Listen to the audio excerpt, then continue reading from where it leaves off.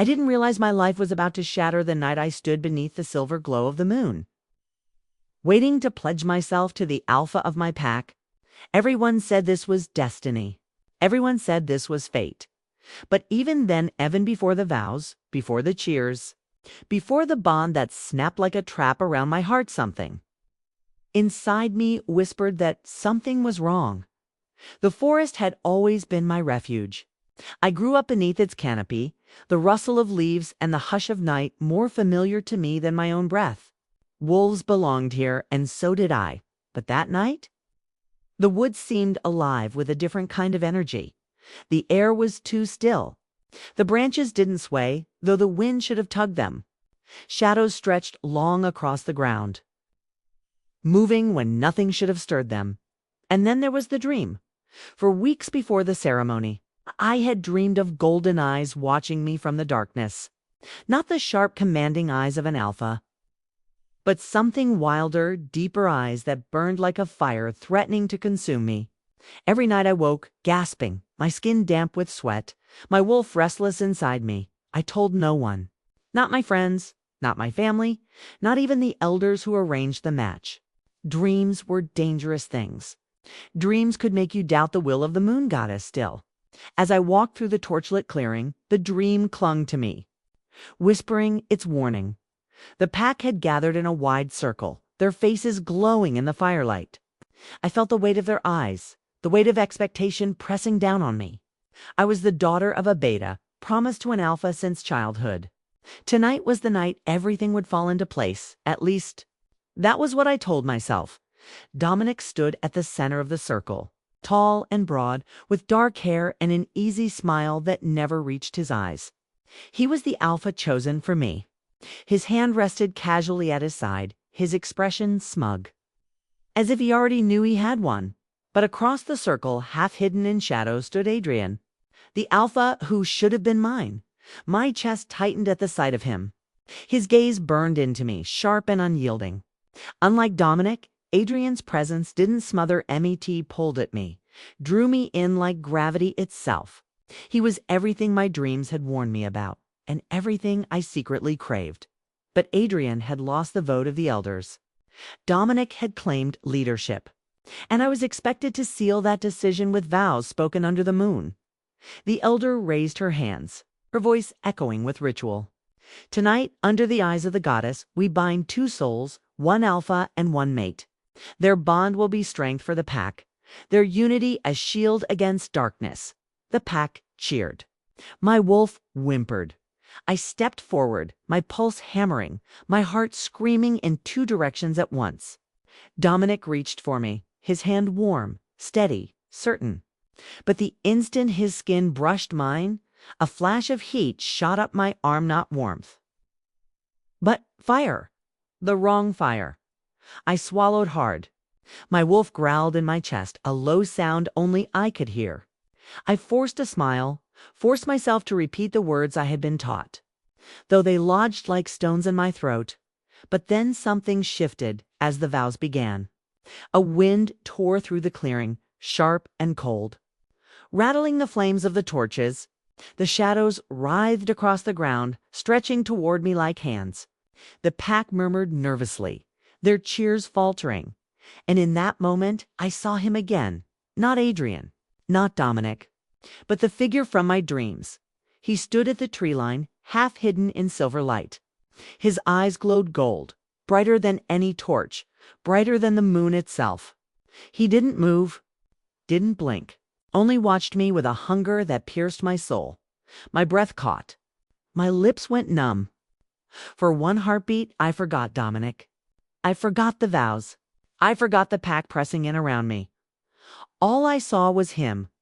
All I felt was that same dangerous fire pulling me closer. Speak the words, the elder urged. Her voice cracked through the night, sharp as a whip. I turned back to Dominic, my vision swimming.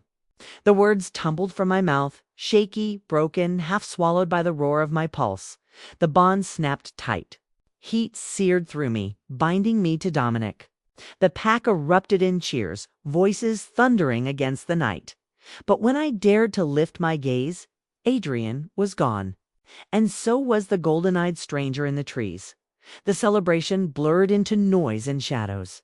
Dominic gripped my hand, pride rolling off him in waves. But my wolf still howled, clawing at the bond, trying to tear it apart. And somewhere, deep in the woods, I felt eyes on me again, watching, waiting, as if the vow I had just spoken was only the beginning of something far darker. That night, when the pack slept and the fires died, I lay awake in Dominic's house, the bond burning against my skin like chains. And then I heard it, a whisper at the window, a low growl that didn't belong to any wolf I knew. When I turned, the glass was fogged with breath, and two golden eyes glowed in the darkness outside. The morning after the vows. Everything felt wrong. On the surface, nothing had changed. The pack bustled as it always did. Smoke from cooking fires drifted across the clearing. Laughter echoed from children playing by the stream. And hunters prepared to run beneath the fading moon. To anyone watching, life carried on as it always had. But inside me, the world had shifted. I woke in Dominic's house, wrapped in blankets that smelled of cedar and iron. My head pounded as if the vows had lodged themselves in my skull. My skin tingled where the bond burned, a faint ache just beneath the surface, like a bruise that would never fade. Dominic was gone, already out tending to alpha duties. That was his way, always more concerned with appearances and control than with the beating hearts that made up our pack. I lay there a long time, staring at the wooden beams of the ceiling, wishing the bond would loosen, wishing the weight pressing against my chest would lift. But it didn't. If anything, it grew heavier, as though the moon goddess herself had pressed a stone against my ribs. And beneath it all, I felt something else I was watching. When I finally stepped outside, the pack greeted me with careful smiles, each one just a little too forced. Whispers stirred behind me, hushed voices carrying words they thought I couldn't hear. Wrong, Alpha. Moon goddess would never. Did you see her eyes during the vows? Empty, every syllable scraped against my skin. They knew, or at least they suspected. Wolves were intuitive creatures, after all. They could sense when a bond didn't sing with the joy of destiny. I tried to ignore it, tried to lift my chin and walk as if nothing were wrong. But every step felt like walking on glass. At the edge of the clearing, I caught sight of Adrian. He stood tall, his arms folded, speaking with two of his most loyal packmates. His face was unreadable, his jaw tight, but when his eyes flicked toward me, I froze. The bond with Dominic might have tethered me in name, but one look from Adrian sent my wolf clawing at my insides. Desperate to run to him, I turned quickly. Ashamed of the heat rising in my face, the rest of the day passed in a haze. I tried to throw myself into ordinary tasks, gathering herbs from the woods, helping the children with lessons, listening to the stories of the elders, but nothing settled me. The world I'd known now felt fragile, as though one wrong movement might send everything crashing down. When I bent to pluck wild mint near the stream, I swore I felt breath against the back of my neck. I spun around. Nothing. Only trees swaying and the ripple of water over stone. Later, while carrying wood for the fires, I heard footsteps behind me. Heavy, deliberate. When I turned again, the path was empty. Each time I told myself it was nerves, the bond twisting me inside out. But my wolf bristled. She never lied. Something was out there. Something watching. That night, Dominic returned late, his eyes sharp from some dispute I hadn't been privy to. He carried himself with the swagger of victory. But I noticed the stiffness in his movements, the faint tremor in his hands.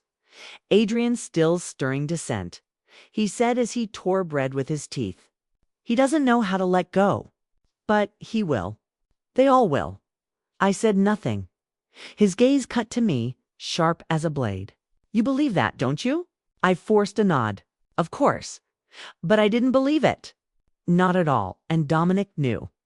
I saw it in the narrowing of his eyes, the twitch at the corner of his mouth. His suspicion hung heavy in the air, poisoning the silence between us. Sleep did not come easily. When it did, it came in fractured pieces, each dream darker than the last. The golden-eyed stranger returned, stepping out of the trees, his gaze scorching through me. He whispered words I couldn't hear, his lips moving like smoke, his hand reaching for me. Every time I tried to run, the bond with Dominic yanked me back. Chains tightening around my wrists, my throat, my heart.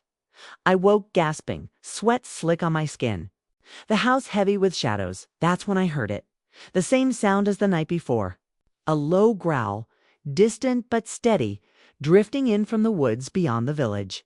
Not the cry of any wolf I knew. Not pack, not neighbor, not friend. Something else. I rose quietly, moving to the window. The glass was cold beneath my fingertips. At first, I saw nothing but the swaying of branches, the faint shimmer of moonlight on leaves. Then there, between the trees just at the edge of sight, two golden eyes, watching. For the first time, I realized that survival would not just be about fighting the enemies outside. It would be about surviving the chasm that had opened between us, the fragile forbidden. Magnetic bond that might not endure the trials ahead.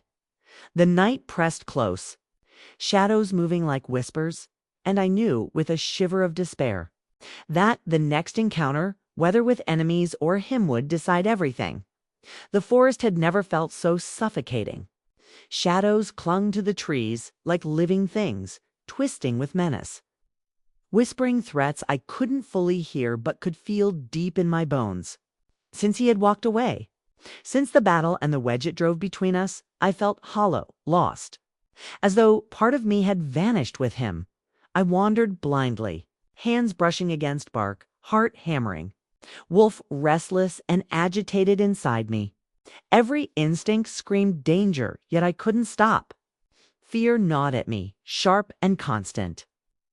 But beneath it there was something stronger, a stubborn, desperate need to find truth, to face whatever came next. Our Zor, was it minutes? Passed in disoriented silence. The forest was a labyrinth, unfamiliar in ways that made the air heavy with unease. I stumbled over roots, twisted my ankle on hidden stones, but pressed on.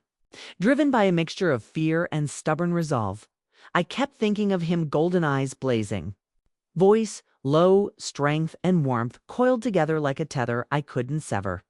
I had wanted to reach him, to bridge the distance, to fight through the wedge our anger and mistrust had opened. But he had walked away, leaving me to face this alone. A faint rustle caught my attention. My wolf flared, growling low, every nerve alert. I froze. "Hello," I whispered, voice trembling, almost swallowed by the dark dot. No answer. Just the wind weaving through the leaves, carrying whispers that sounded like laughter, warning, and danger all at once. My heart pounded as I realized how truly alone I was. Then I heard it, a soft scuffing behind me, deliberate, calculated. I spun, senses flaring, wolf coiling. A figure emerged from the shadows, cloaked, eyes glinting, movements deliberate. I tried to step back, but the ground beneath me seemed to shift, roots tangling my feet. Panic surged. "You should not have come alone," the figure said, voice sharp, cold, filled with a menace that made my blood run ice cold. I swallowed hard. I have to know the truth," I whispered, voice barely audible. "I can't just hide." The figure laughed softly, a sound like dry leaves scratching stone. "The truth is dangerous. You are not ready." A surge of anger flared inside me, mingling with fear. I've faced danger before. I shot back. I've seen enemies, I've fought, I've survived. I will not cower now. The figure tilted its head, eyes narrowing. "Survival is not enough. You think you understand the stakes, but you know nothing. Your bloodline, your bond, your choices, they have consequences far beyond you." I felt my chest tighten. Every word felt like a weight pressing down. Yet beneath it, a spark ignited. I would not be cowed. Not yet. Before I could respond, a sudden movement whiffed. Lightning quick struck. I barely dodged, stumbling into a shallow clearing. My wolf growled, coiling, claws unsheathed, body tense and ready. The cloaked figure advanced, silent, almost fluid in motion. And I realized with a jolt that this was more than a test-it, was a trap. I could run. I could hide. Or I could fight. I felt the pull of fear, sharp and insistent. Every instinct screamed for survival, for retreat, for surrender. But beneath the fear, another voice whispered, a stubborn, defiant voice that reminded me of why I had walked into this forest in the first place. Truth, clarity, the bond. The pull I felt for him. I couldn't turn back, not now. Not when everything was at stake. I focused, heart pounding, wolf coiling in readiness, and faced the figure. I will not be afraid, I said, voice stronger than I felt. I will fight. I will face this, and I will find the truth no matter the cost. The figure paused, tilting its head as if measuring my resolve. Then, with a flick of its cloak, it disappeared into the shadows. Leaving silence behind, I sank to my knees, trembling, heart still racing. Fear clung to me like a second skin.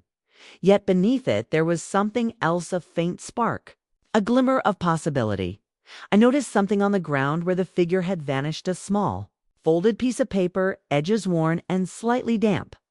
I picked it up, fingers shaking, unfolding it. A single sentence written in elegant, looping handwriting. The path forward is hidden where moonlight meets shadow. Trust yourself, and the bond will guide you. I gasped, the words igniting a flicker of hope amidst the darkness. Even in the depths of fear and uncertainty, the cryptic clue promised direction.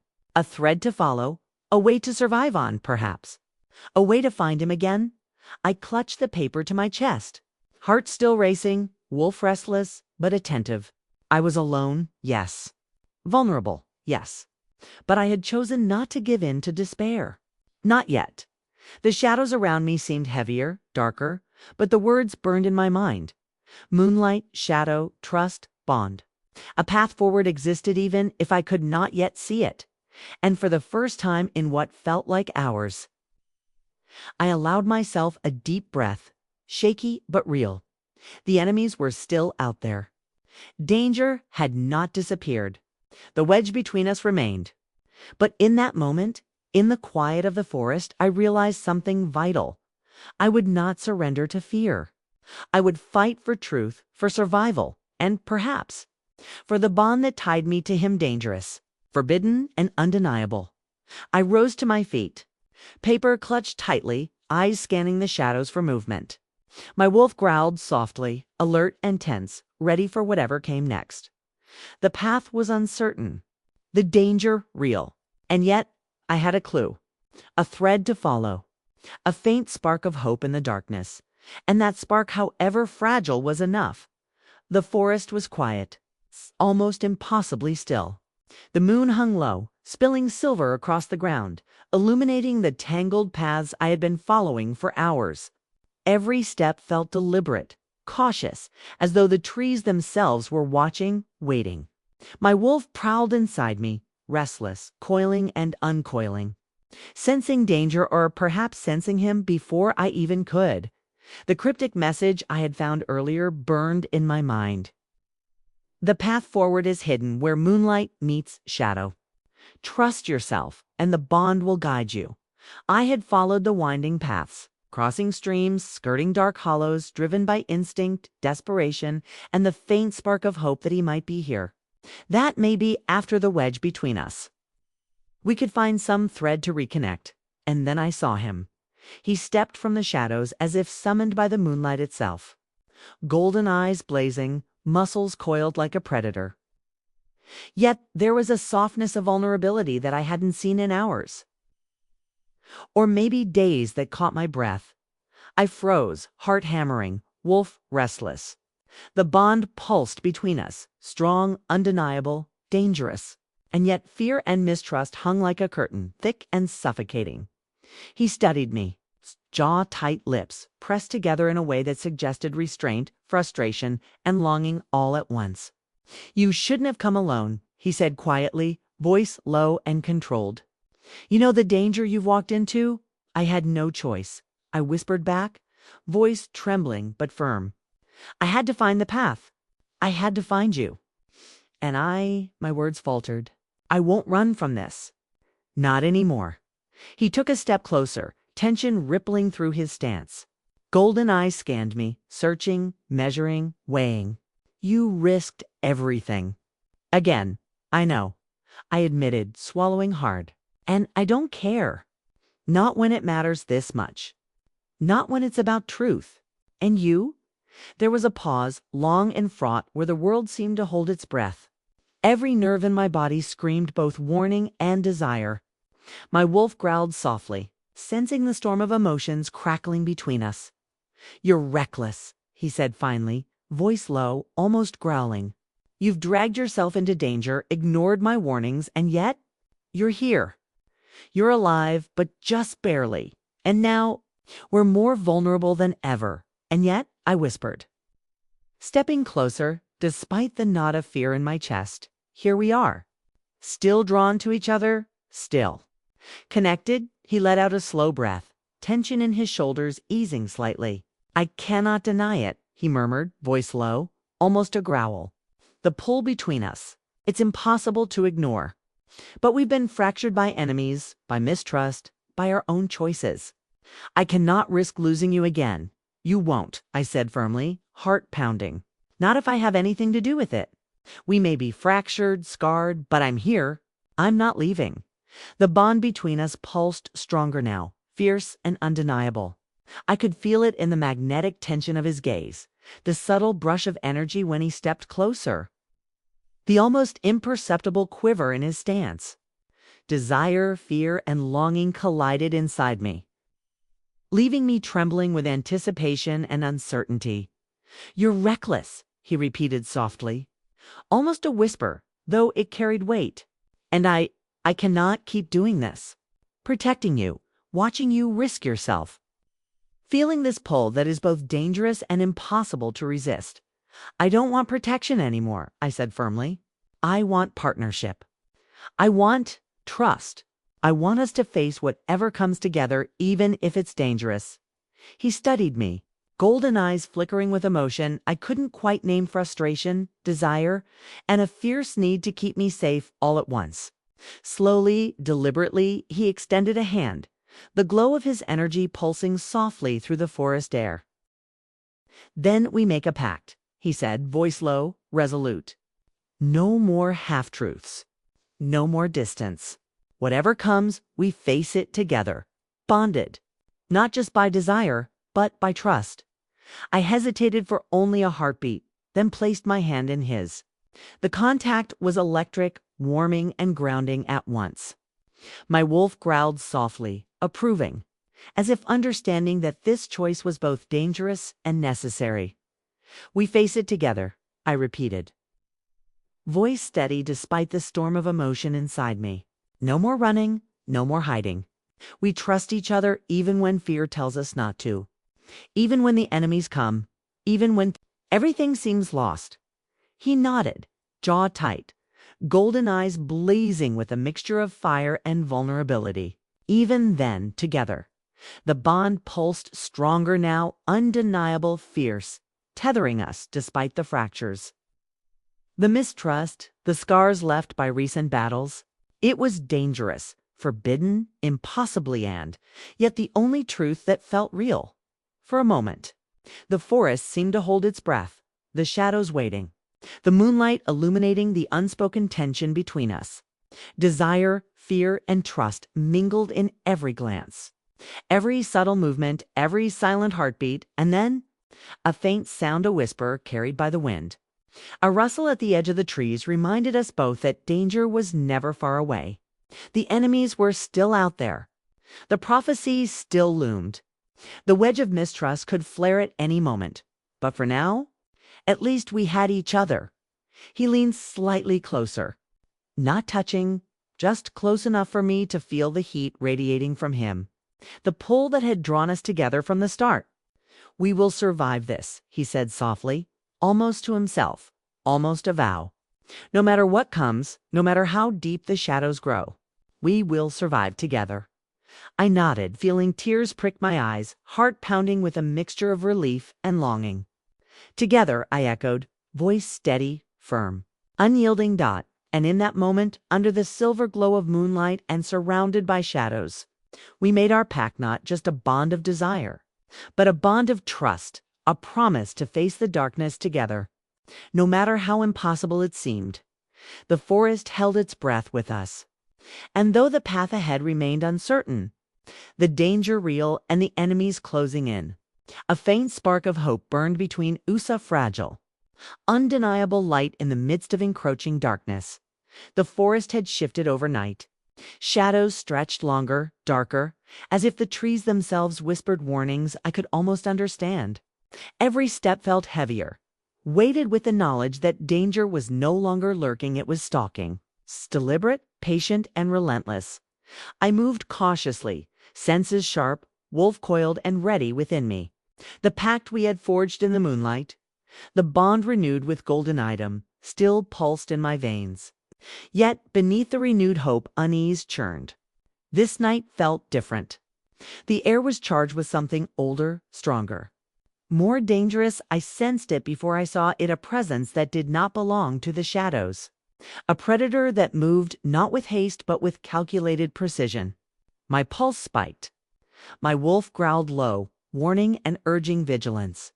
He appeared silently beside me, golden eyes blazing, stance taut. "They've found us," he whispered, voice tight with controlled fury. "The final hunt begins tonight." I swallowed hard. "The ultimate enemy."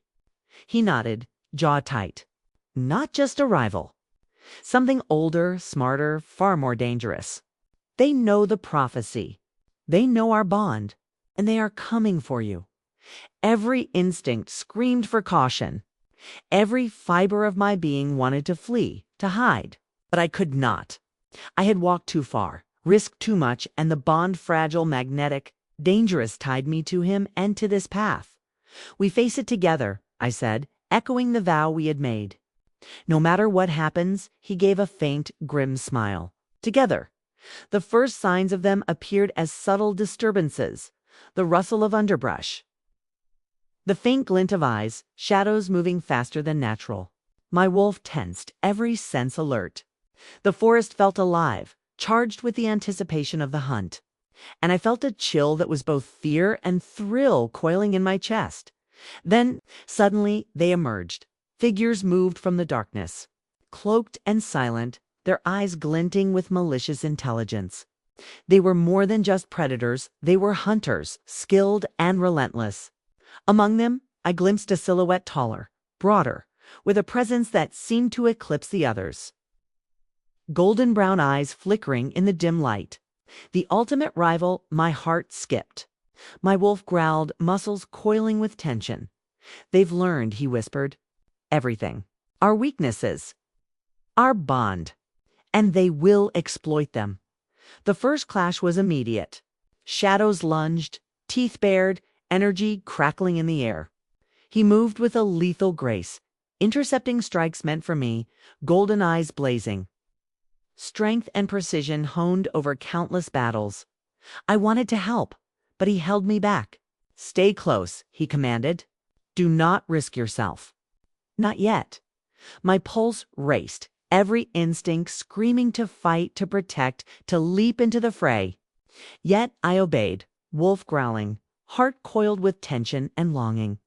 I could feel the pull of the bond stronger than ever, dangerous and magnetic. And it grounded me even as chaos swirled around us.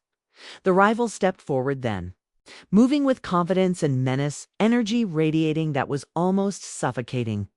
I realized with a sick thrill that this was no ordinary enemy. They were tied to the prophecy, to my bloodline, to the very bond that linked me to him.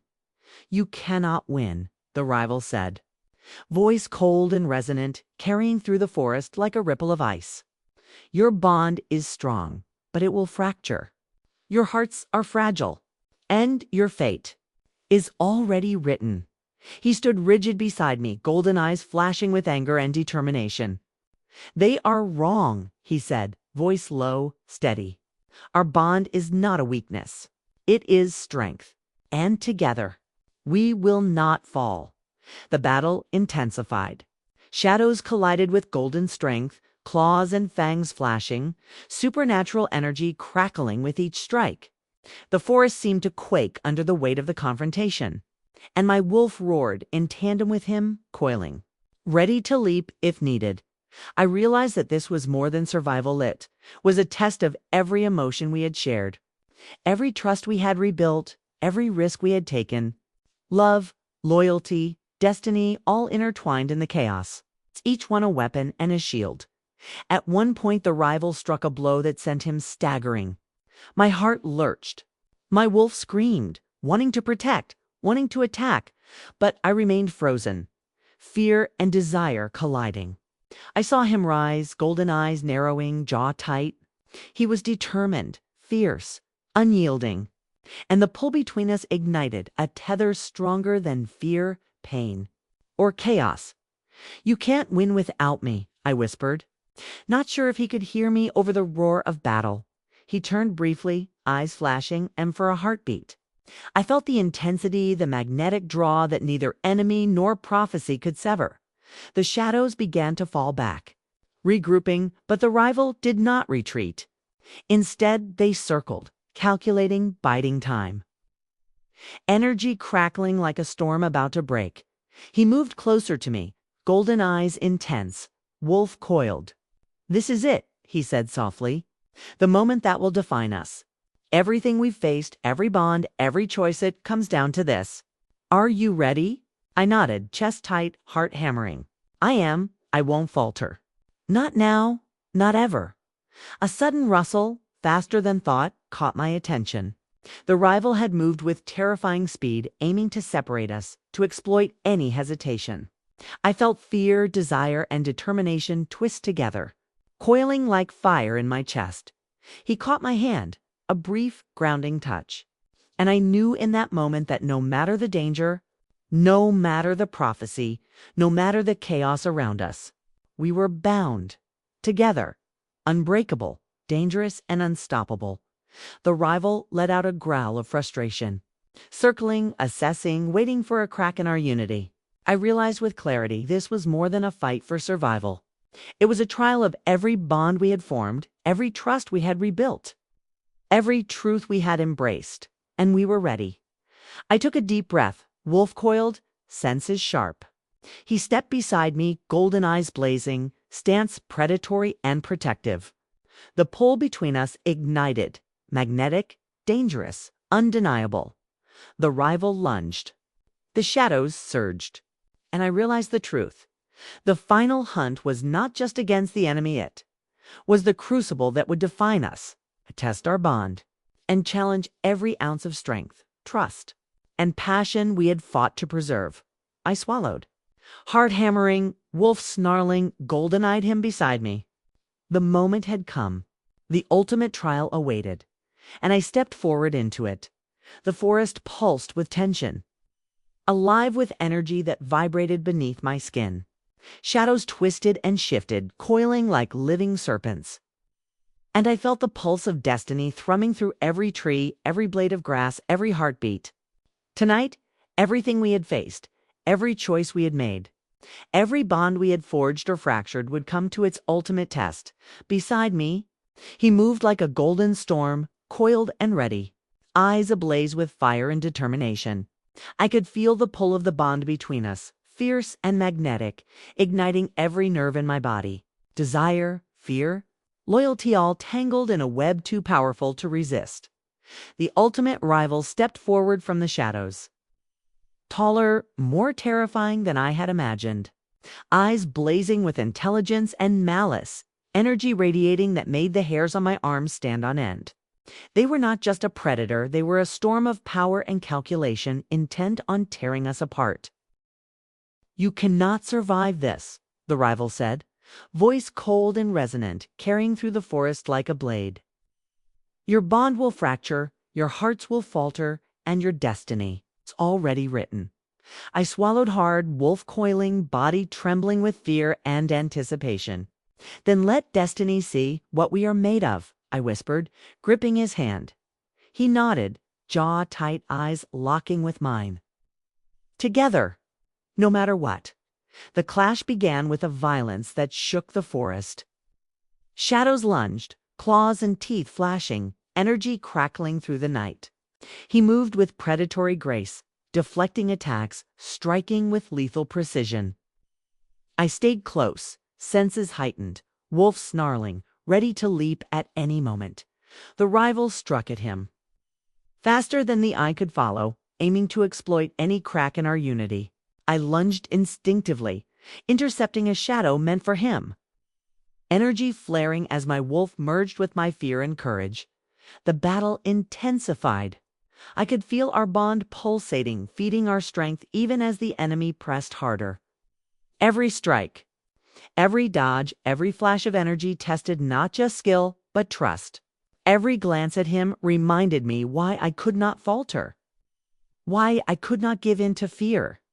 But then the rivals spoke again, voice a hiss of venom. One will have to fall. One will have to choose sacrifice. You cannot both survive this. I froze, chest tightening. My wolf roared inside me, instinct screaming against the words. Golden item moved beside me, tension coiling in every muscle. Do not listen to them, he snarled, eyes blazing. We are stronger together. But the enemy's words lingered, sinister and persuasive. One of us might have to make the ultimate choice, risk everything, or surrender. I felt my heart twist at the thought of losing him, at the possibility of the bond shattering in a single painful moment. The rival lunged again, faster, more relentless. He shifted, blocking the attack, golden eyes fierce. Now, he whispered to me, voice taut with urgency. Whatever happens, trust yourself. Trust us. I took a deep breath, wolf coiled, pulse racing. The moment had arrived. The ultimate confrontation, the edge of destiny, and I knew I would have to make a choice that could change everything. The rival's strike came like lightning. Time slowed, saw him falter, golden eyes widening. Split-second vulnerability that would have cost him his life. If I had not acted, instinct and love collided. I dove into the path of danger, intercepting the blow meant for him. Energy exploded, pain flaring, wolf screaming inside me. But I held fast. He recovered instantly, golden eyes meeting mine, and in that moment, I realized something vital. Love was stronger than fear. The bond was stronger than danger. And together, we could defy even destiny itself. We moved as one, instinct and trust intertwining. Shadows struck, claws flashed, energy collided with energy. And I felt the rush of power surge through us both. The ultimate rival faltered, miscalculating a strike, and in that heartbeat, golden-eyed him seized the opportunity. Energy surged from him like a storm, powerful and precise, forcing the enemy back, exposing the weakness we had been seeking. I lunged, wolf coiling, heart pounding. And together we struck in unisona, perfect synergy of trust, desire, and strength. The enemy staggered, voice echoing in fury and disbelief. You cannot defeat destiny, they hissed, retreating into shadows with a final venomous glance. For a moment, silence hung in the forest, broken only by our ragged breathing. I fell to my knees, shaking, exhausted, wolf whining softly, coiling and uncoiling with adrenaline and relief. Golden-eyed him knelt beside me, hand brushing hair from my face. Eyes blazing with worry and something softer relief, love and awe. You are incredible, he whispered, voice low, almost a growl. I never doubted you for a second. But the choice, the risk. I shook my head, trembling. Was not about choice, it was about trust. It's about us, about the bond. We faced it together. And we survived. He pulled me close, protective and magnetic, golden eyes holding mine, burning with intensity. Together, he murmured, echoing the vow we had made. No matter what comes next, nothing can break this bond. Not prophecy, not enemies, not fear. I nodded, heart pounding, wolf settling, but still alert, pulse sinking with his. Together, I repeated. The forest seemed to exhale, shadows receding, moonlight spilling silver across the clearing. We had won yet. I knew this was only the immediate aftermath. Victory had its cost, and the path forward, while momentarily free of the rival's grip, remained fraught with danger, mystery, and prophecy. I looked at him, golden eyes softening, muscles still tense but body relaxed just enough to allow for the intimacy of shared survival. "We changed tonight," I whispered, voice raw. "Not just because we fought, but because we chose each other." He brushed his fingers against mine, magnetic energy thrumming between us. "Yes," he murmured, "and that is our strength. That is our destiny. Whatever comes next, we face it together. But know this, the real trial is only beginning." I shivered, knowing the truth in his words. The ultimate enemy had been repelled, but shadows lingered. Prophecy, fate, and the pull of our bond would continue to test us. Yet in that moment, after blood, fear, and fire, I felt something I had never felt before. Unshakable certainty that we could face anything together. We rose, standing side by side, hearts still racing, wolf coiled, senses alert. Victory was ours, but fleeting. The forest was quiet now, but I knew the darkness waited, patient, watching, biding its time, and I knew, deep in my bones, that the greatest challenge, the one that would test every shred of trust, love, and courage we possess, lay ahead. But we were ready to together. The forest was quiet now. The chaos of the final hunt reduced to whispers in the trees, the distant rustle of leaves stirred by a gentle wind. The moon hung high, silver and still, reflecting on the clearing where we had faced destiny and survived. Yet survival felt heavier than I expected, as if each victory carried a shadow of its own. I sank to a fallen log, still trembling, wolf quieting but alert, senses humming with a residue of adrenaline and magic. Every muscle ached, every heartbeat, a reminder of the battles, the choices, the moments where I had almost lost everything. He stepped beside me, golden eyes soft but still sharp, scanning the forest, ever watchful. For the first time since the hunt, his tension eased enough for a subtle sigh to escape. And I realized that even he, predator alpha, protector, carried scars invisible to the eye. We had one, yes? The ultimate enemy had been repelled, the immediate danger past, yet the cost was clear. Friends lost to shadows, choices made in desperation. The raw intensity of confronting fear and love in equal measure, everything had changed us. I traced the scar on my forearm where I had blocked a lethal strike, wincing at the memory. My wolf stirred uneasily, memories of the hunt echoing in instinct. I began, voice low, uncertain. "I didn't know if we would survive tonight." He turned to me, eyes locking with mine, and I saw the reflection of every fear, every longing, every unspoken truth between us. "Neither did I," he admitted.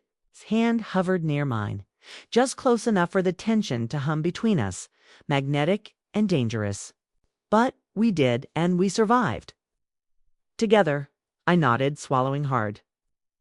"Together," I echoed, feeling the weight of the words settle deep in my chest. It was no longer just desire or attraction, it was something eternal, forged through trials, battles, and fear, a bond that had been tested in fire and shadow. The wind shifted, carrying whispers of the forest and the lingering trace of the enemy's magic. I shivered, feeling the pull of everything we had faced, the danger, the prophecy, the moments where trust had been a fragile thread. He crouched beside me, golden eyes studying my face with careful intensity. "Do you feel it?" he asked, voice soft. "The change in us, in the bond." I nodded, tears prickling my eyes, wolf vibrating beneath my skin with anticipation and emotion. "Yes, it's stronger than ever. It's deeper than anything I could have imagined. But it's not just strength. It's understanding.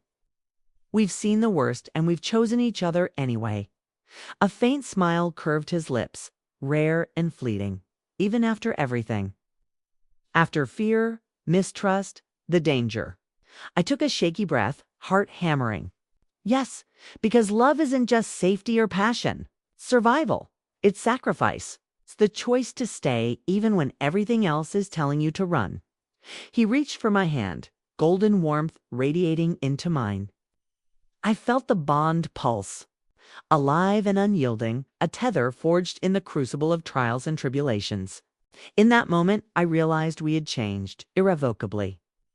Neither of us could go back to who we were before the forest, before the shadows, before the prophecy.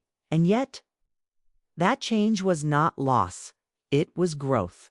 It was transformation.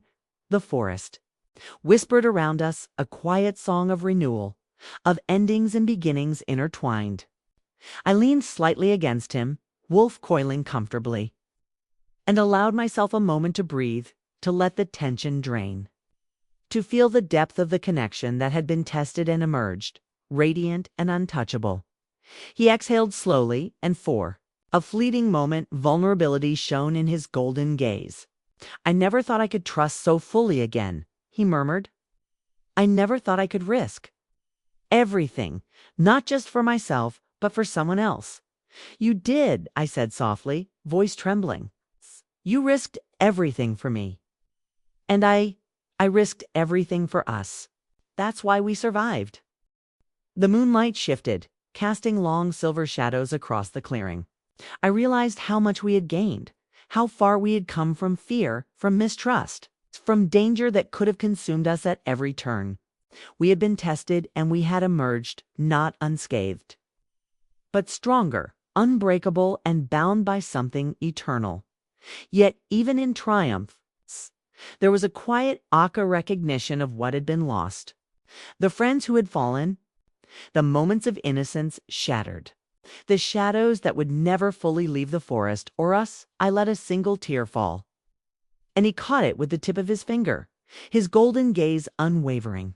"We carry the echoes of everything," he said softly, "but that is what makes us who we are, stronger, wiser, and ready for whatever comes next." I nodded, heart pounding, wolf vibrating with shared energy. The prophecy, the bond, it's all still ahead. The shadows may return, the dangers may rise, but I swallowed, voice steady despite the tremor in my chest. "I will face them with you, always, whatever comes." He smiled faintly, the first true, relaxed smile I had seen in days. "Always," he echoed. And in that moment I understood the bond had reached its final form. Not just passion or desire, but trust, loyalty, sacrifice, and love intertwined so completely that it could not be undone. The wind stirred again, carrying a faint scent of danger, of mystery, of things yet unseen. The forest remained alive, full of shadows and whispers, reminders that the world beyond us was not yet tamed. Yet as we stood together, hands intertwined, hearts bound, and wolf-coiled but calm, I realized something profound. The battles we had faced, the fears we had conquered, and the love we had forged had left an eternal echo, just in the forest, or in the prophecy, or in the enemy we had defeated. But within us, we were changed forever. I looked up at him, golden eyes soft in the moonlight. "Whatever comes," I whispered, voice barely audible, "we face it together. Our bond, it's eternal." He brushed a strand of hair from my face, eyes burning with intensity and devotion. "Eternal," he repeated. And for the first time I felt that word fully, completely, as truth, not just hope, not just desire, but reality. The forest held its breath with us, shadows lingering at the edges, whispers fading into silence. And in that quiet, in the afterglow of fear, battle, and love tested beyond limits, I knew this truth. What we had endured, what we had survived, would echo forever, not just in our hearts, but in the very fabric of the forest, the prophecy, and the bond that now defined us.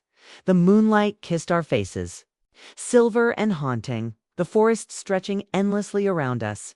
I leaned into him, wolf coiled beneath me, and let the silence wrap around our victory, our loss, our love, and our transformation. And even as the shadows whispered, even as the forest breathed its quiet song, one truth remained. Love, trust, and destiny had converged, unbreakable and eternal, and I would carry that forever. I stumbled back, heart racing, throat dry. The eyes didn't move, didn't blink, just stayed fixed on me as though I were the only thing that existed in the world then, as if in answer to my pounding pulse. A whisper coiled through the night air. Not a voice exactly, but something close. Words half-formed, like the rush of water over stone. Yet somehow I understood. You are not his. The whisper slid into my bones, into the very marrow of me. My wolf leaped in recognition, her growl fierce. Not in fear, but in something else, something dangerously close to longing. I backed away from the window, clutching the blankets around me, but even as I did, I knew the truth. This bond with Dominic wasn't the end of the story. It was only the beginning. Dot and whatever watched me from the woods. It was coming closer. The morning sun rose pale and gray, smothered by clouds, as though the sky itself carried the same unease twisting in my chest. I tried to steady my breath while preparing for the day, but the memory of those golden eyes haunted me. They had burned into my dreams, sharper and more alive than any vision should have been. The whisper from the woods still echoed in my skull. You are not his. Those words refused to let me rest by midday. The village was alive with chatter, though underneath the ordinary rhythm there pulsed something sharp, like a note out of tune. The pack sensed it too. Wolves always did. Dot at the well. Two women hushed their voices when I approached, their eyes darting toward me before turning quickly away. At the bakery, the young boy who normally grinned at me couldn't meet my gaze, as though some warning had been pressed into him by his parents. And then there were the children. Children never lied, not to themselves, not to others. They watched me with wide, solemn eyes, their play stopping whenever I passed, like they knew I carried something strange, something that didn't belong by the time I reached the herbalist's hut. The whispers behind my back had grown too loud to ignore. Cursed. Bond isn't real. Moon goddess wouldn't. I clutched the bundle of mint leaves I carried, my knuckles pale. My wolf stirred uneasily inside me, not in anger, but in wary recognition. She felt it too. The pack was pulling away from me, inch by inch, as though afraid that what clung to me might be contagious. That night, I set 2 grinding herbs for the evening stew, determined to quiet my mind with something familiar. But even then, unease found me. The fire sputtered low in the hearth, smoke curling in strange patterns, almost forming shapes in the air. I leaned closer, and for one terrible heartbeat, I thought I saw eyes again, golden and sharp. Watching me from the twisting smoke, I stumbled back, heart pounding, the pestle clattering to the floor. Imagining things, I whispered. It's only the fire. But the unease wouldn't leave. Later, as I walked home from the well with a jug of water balanced on my hip, I noticed something scratched into the earth near my door. At first, I thought it was the mark of some animal, but when I bent closer, my stomach dropped. It was a symbol, a circle cut through with 3 jagged lines, sharp and deliberate, as if clawed into the dirt by something not entirely human. My wolf stiffened, a low growl vibrating in my chest. I'd seen that mark once before in the Elders' forbidden scrolls, locked away where only the highest leaders were allowed to study them. It was the sign of a claim, not of love or unity, but of possession. I scrubbed the symbol away with my boot, but even after the earth lay smooth, I could still feel it burned into the air. Dominic noticed my silence at supper. "You're distracted," he said, tearing into a loaf of bread. His voice was calm, but his eyes probed too deeply. "I'm fine." He studied me, chewing slowly, his jaw tightening. "You've been acting strange, ever since the vows. Tell me," his voice dropped, sharp, "are you regretting them already?" My heart stumbled. The truth clawed at me, but I swallowed it back. "No, I'm only tired." For a moment, he didn't believe me. I could see it in the way his hand gripped the table, knuckles white. But then he leaned back, forcing a smile. "Rest then. We have a long winter ahead, and the pack needs a Luna who is strong." He turned his attention to his plate. But I couldn't shake the feeling that his words carried a warning of their own. Sleep was no kinder to me that night. I woke to scratching at the window. Not the gentle tap of branches, but a deliberate scrape, slow and steady. My breath caught as I sat up, clutching the blanket to my chest. The scratching stopped. Silence pressed heavy against the room, then dash, thud. A soft weight against the sill. I crept forward, heart hammering, and pulled the curtain back with trembling fingers. A raven sat there, its feathers glistening in the moonlight. It tilted its head at me, beady eyes glittering. But it was what lay at its feet that froze me. A scrap of parchment. I pushed the window open just enough to snatch it, my fingers brushing the raven's claw. It didn't flinch. It only stared, unblinking, until I shut the window again. When I unrolled the parchment, 3 words stared back at me, scrawled in jagged black ink. Not his mate. The raven was gone by dawn. I buried the parchment in the hearth fire, watching the flames devour the words. But the ashes didn't ease me.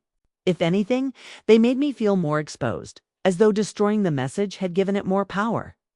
I didn't tell Dominic. I couldn't. He would demand to know who sent it, and I had no answer. Worse, if he suspected Adrian, blood would spill. And if he discovered the truth that the words filled me not with fear, but with a dangerous, shameful kind of relief, he might turn his suspicion on me. So I stayed silent, carrying the secret like a stone in my chest.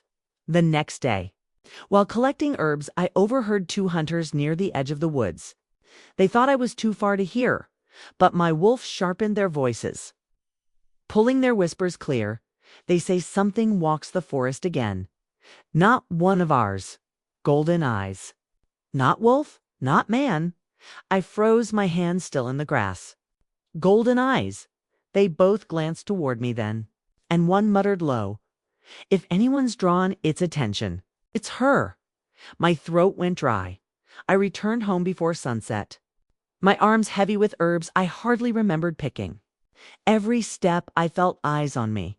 Every rustle in the branches, every flicker in the shadows, set my pulse racing. By the time I reached the door, I was nearly running, and waiting for me there, scratched into the wood itself, was the same jagged mark. The circle with 3 slashes carved deep as if by claws. This time, no amount of scrubbing would hide it. I told myself I wouldn't look for him that night.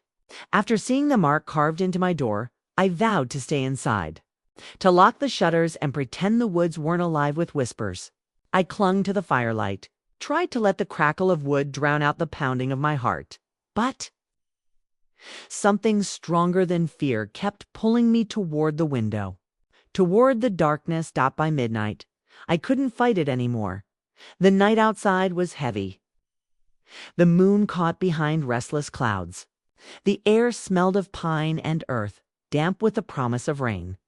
I stepped quietly into the yard, every nerve in me screaming that this was foolish, that I should stay behind the walls, behind Dominic's roof, behind safety. But my wolf pushed forward, ears sharp, breath quick. She wanted something, needed something. The forest loomed, its edges thick with shadow. I stood at the border, half in torchlight, half in dark. My skin prickled, and then I felt him. Not saw, not heard, felt, a presence, electric, like the air before a storm. My wolf froze, then whimpered low in my chest. I turned, and there he was. At first he was only a shape between the trees, tall and still. I blinked, thinking my eyes were playing tricks. But no, the longer I stared, the sharper he became. Carved from shadow and moonlight, his eyes caught me first. Gold, bright, burning, unnatural. They pinned me where I stood, refusing to let me breathe, refusing to let me turn away. Every instinct screamed at me to run. But something deeper, something older than fear, rooted me to the spot. My wolf whined, torn between terror and longing. He didn't move, didn't speak, only watched. And though the distance between us stretched wide, I felt it a pull. Invisible threads winding around my ribs, tugging me toward him. I swallowed hard, my throat dry. "Who are you?" I whispered, though I knew the trees would swallow my voice. The figure tilted his head, slow, deliberate, as though the question amused him. I took a step forward before I realized what I was doing. My body moved without permission, drawn by something primal, magnetic. My feet sank into damp earth, carrying me closer to him. The air grew colder. The forest thickened, shadows wrapping tighter, and then, just as my hand brushed the first tree, he was gone. My breath tore from me. The place where he'd stood was empty. Only branches swaying in a wind I couldn't feel on my skin. I stumbled back, pressing a hand to my chest. The pull hadn't disappeared, not entirely. It lingered, faint and insistent, like a thread tied to my bones.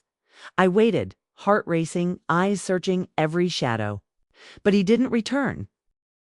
When I finally dragged myself back inside, I locked the door with trembling hands. My body shook with unease. Yet, somewhere inside, my wolf howled with something dangerously close to triumph. That night, I couldn't sleep. Each time I closed my eyes, I saw his burning gold, watching me as though he already owned something inside me. The next morning, I told myself I'd imagined it. I tried to bury myself in routine, chopping roots for stew, mending torn cloaks for the children, fetching water from the stream. The tasks steadied me for a while. But the world around me kept shifting in strange ways. A flock of birds scattered all at once when I passed beneath the trees, though the sky was clear and no predator stalked them. The hound near the baker's house whined and hid whenever I walked by, tail tucked, as though it smelled something unnatural clinging to me. And when I bent to gather herbs, I found another mark scratched into the dirt. The same circle with 3 jagged lines, fresh, as if left just moments before I arrived.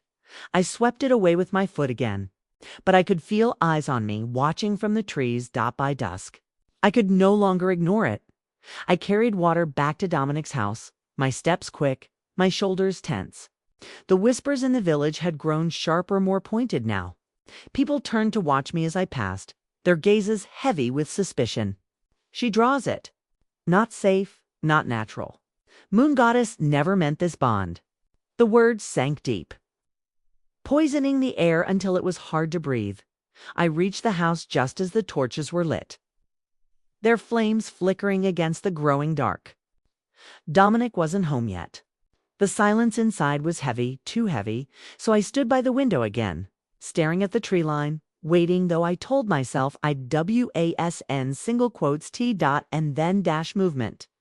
He was there, closer this time. No longer a distant shadow, but standing just beyond the yard, half hidden by the brush.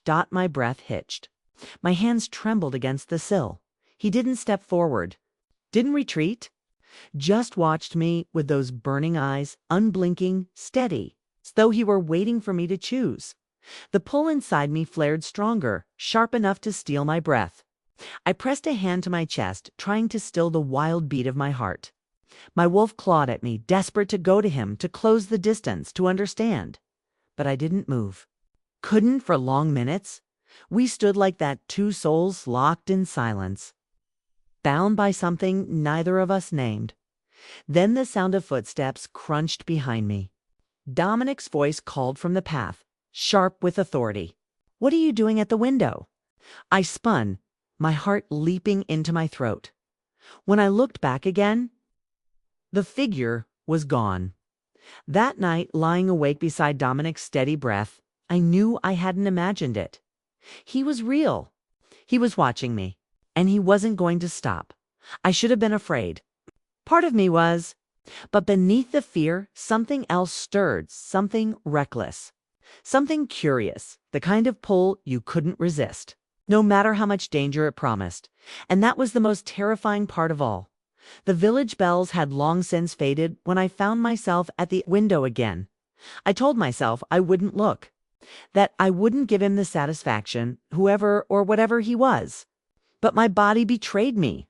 My hands parted the curtain as if they belonged to someone else. And there he stood, not in the distance this time. Not a shadow or a trick of the dark. But close. Too close. Right beyond the fence, the moon catching the sharp planes of his face. I froze. The air thickened in my lungs. He wasn't what I had imagined in restless, sleepless nights. He was more tall, broad-shouldered, every line of him coiled strength. His dark hair caught faint silver from the moonlight. But it was his eyes, those burning gold eyes that refused to let me breathe. They locked on mine, and I felt it. A pull. No, a command. My wolf stirred violently inside me, pacing, restless, as if she recognized him. I should have screamed, or called for Dominic. But all I could do was stand there trembling, caught between terror and something else I dared not name. The latch of the door clicked before I realized what I was doing. My fingers shook as they pushed it open, but the pull had already decided for me. The night air wrapped around me, cool and damp. The scent of pine and wild earth clung heavy. I stepped onto the grass, each breath a war between reason and instinct. He didn't move as I crossed the yard, just stood waiting, still as stone, watching me with eyes that glowed as though lit from within. When I reached the fence, he finally spoke. His voice was low, deep, carrying a growl hidden beneath the words. "You shouldn't be out here." My chest tightened. I swallowed hard. "Neither should you." His mouth curved barely a smile, more like a shadow of one. "The difference is, I belong to the night." Something in the way he said it made my pulse stutter. I gripped the fence rail, fingers white against the wood. "Why are you following me?" He tilted his head, studying me as though the question itself amused him. "Following? No." His gaze swept over me, slow and deliberate, making my skin burn. I was drawn. The words sank deep, vibrating against a part of me I hadn't known existed. I forced myself to shake my head. "You're dangerous." His eyes flashed brighter, and for a heartbeat I swore his pupils narrowed like a beast's. He leaned forward, voice dropping into something that wasn't quite human. "So are you." My breath caught. My wolf howled inside me, pressing hard against my chest, demanding I listen. I took a shaky step back, but his hand shot out, catching the top rail. Not touching me yet, the distance between us shrank in an instant. The energy crackled, invisible threads pulling tighter. I could feel the heat of him, even through the cold night. "What do you want from me?" I whispered, though my voice sounded more like a plea than a demand. For the first time, his expression softened just slightly. His gaze dipped, not to my body but to the mark at my collar, the faint scar of the binding oath I wore for Dominic. Something unreadable flickered across his face. Hunger, anger, pain. When his eyes returned to mine, they burned fiercer. "What I want," his voice rasped low, "is what already belongs to me." The world tilted. My knees threatened to give out. No one had ever spoken to me like that, not Dominic with his stern vows, not the elders with their sacred decrees. No one had ever spoken as if my soul itself could be claimed. And the worst part, the most dangerous, shameful part, was that some hidden piece of me wanted to believe him. "You're wrong," I forced out. My voice shook, but I clung to it like armor. "I'm not yours." His lips curved again, sharp as a blade. "We'll see." A rustle cut through the night, the sound of boots on the path. Dominic's steady stride returning. Panic seized me. I turned my head toward the noise, heart hammering. And when I looked back, he was gone. Not a shadow, not a trace. Only the fence rail quivering faintly where his hand had been. I stumbled inside just as Dominic reached the door. His eyes swept over me, sharp with suspicion. "Why are you outside?" I forced a smile, praying my voice wouldn't betray me. "Just couldn't sleep," he grunted, not convinced but unwilling to press, that night. I lay in bed beside him, staring into the dark. His arm heavy across me, his breath steady against my neck. But my mind was far from the safety of his embrace. It lingered outside, in the woods, in the golden eyes that had claimed me with a look, in the voice that had unraveled me with a word. I should have been grateful he was gone, relieved instead. My chest ached with something I couldn't name. My wolf prowled restlessly inside me, every part of her straining for another glimpse. And when sleep finally took me, it came with dreams of a hand gripping the fence rail, of eyes glowing through the dark, of lips whispering words I couldn't forget. What I want is what already belongs to me. I woke gasping, clutching the sheets, trembling not from fear, but from how desperately I wanted to hear him say it. Again, the days after that night blurred together in a haze of unease and obsession. Everywhere I went, I felt it's the pull of the forest, the pull of the golden-eyed stranger. He was no longer just a shadow, no longer confined to dreams and fleeting glimpses. He had begun to weave into my waking world. And I couldn't ignore it. The first sign came with the river. I had gone to wash herbs in the shallow water, intent on distraction when the surface of the stream rippled unnaturally. Not a fish or stone caused it. The water shimmered as if alive, catching the moonlight that had lingered from the night before. I knelt closer. A figure appeared in the reflection, not my own. Gold eyes stared back at me, full of fire and intent. I spun around. Nothing. Only the forest. Quiet and still. My wolf growled low in my chest. She knew. Knew something was not right. Knew something he was closer than I realized at the market. Strange coincidences made my skin crawl. A basket of apples fell at my feet, though no one had touched it. I looked up and caught a shadow slip between the stalls, too fast for human eyes.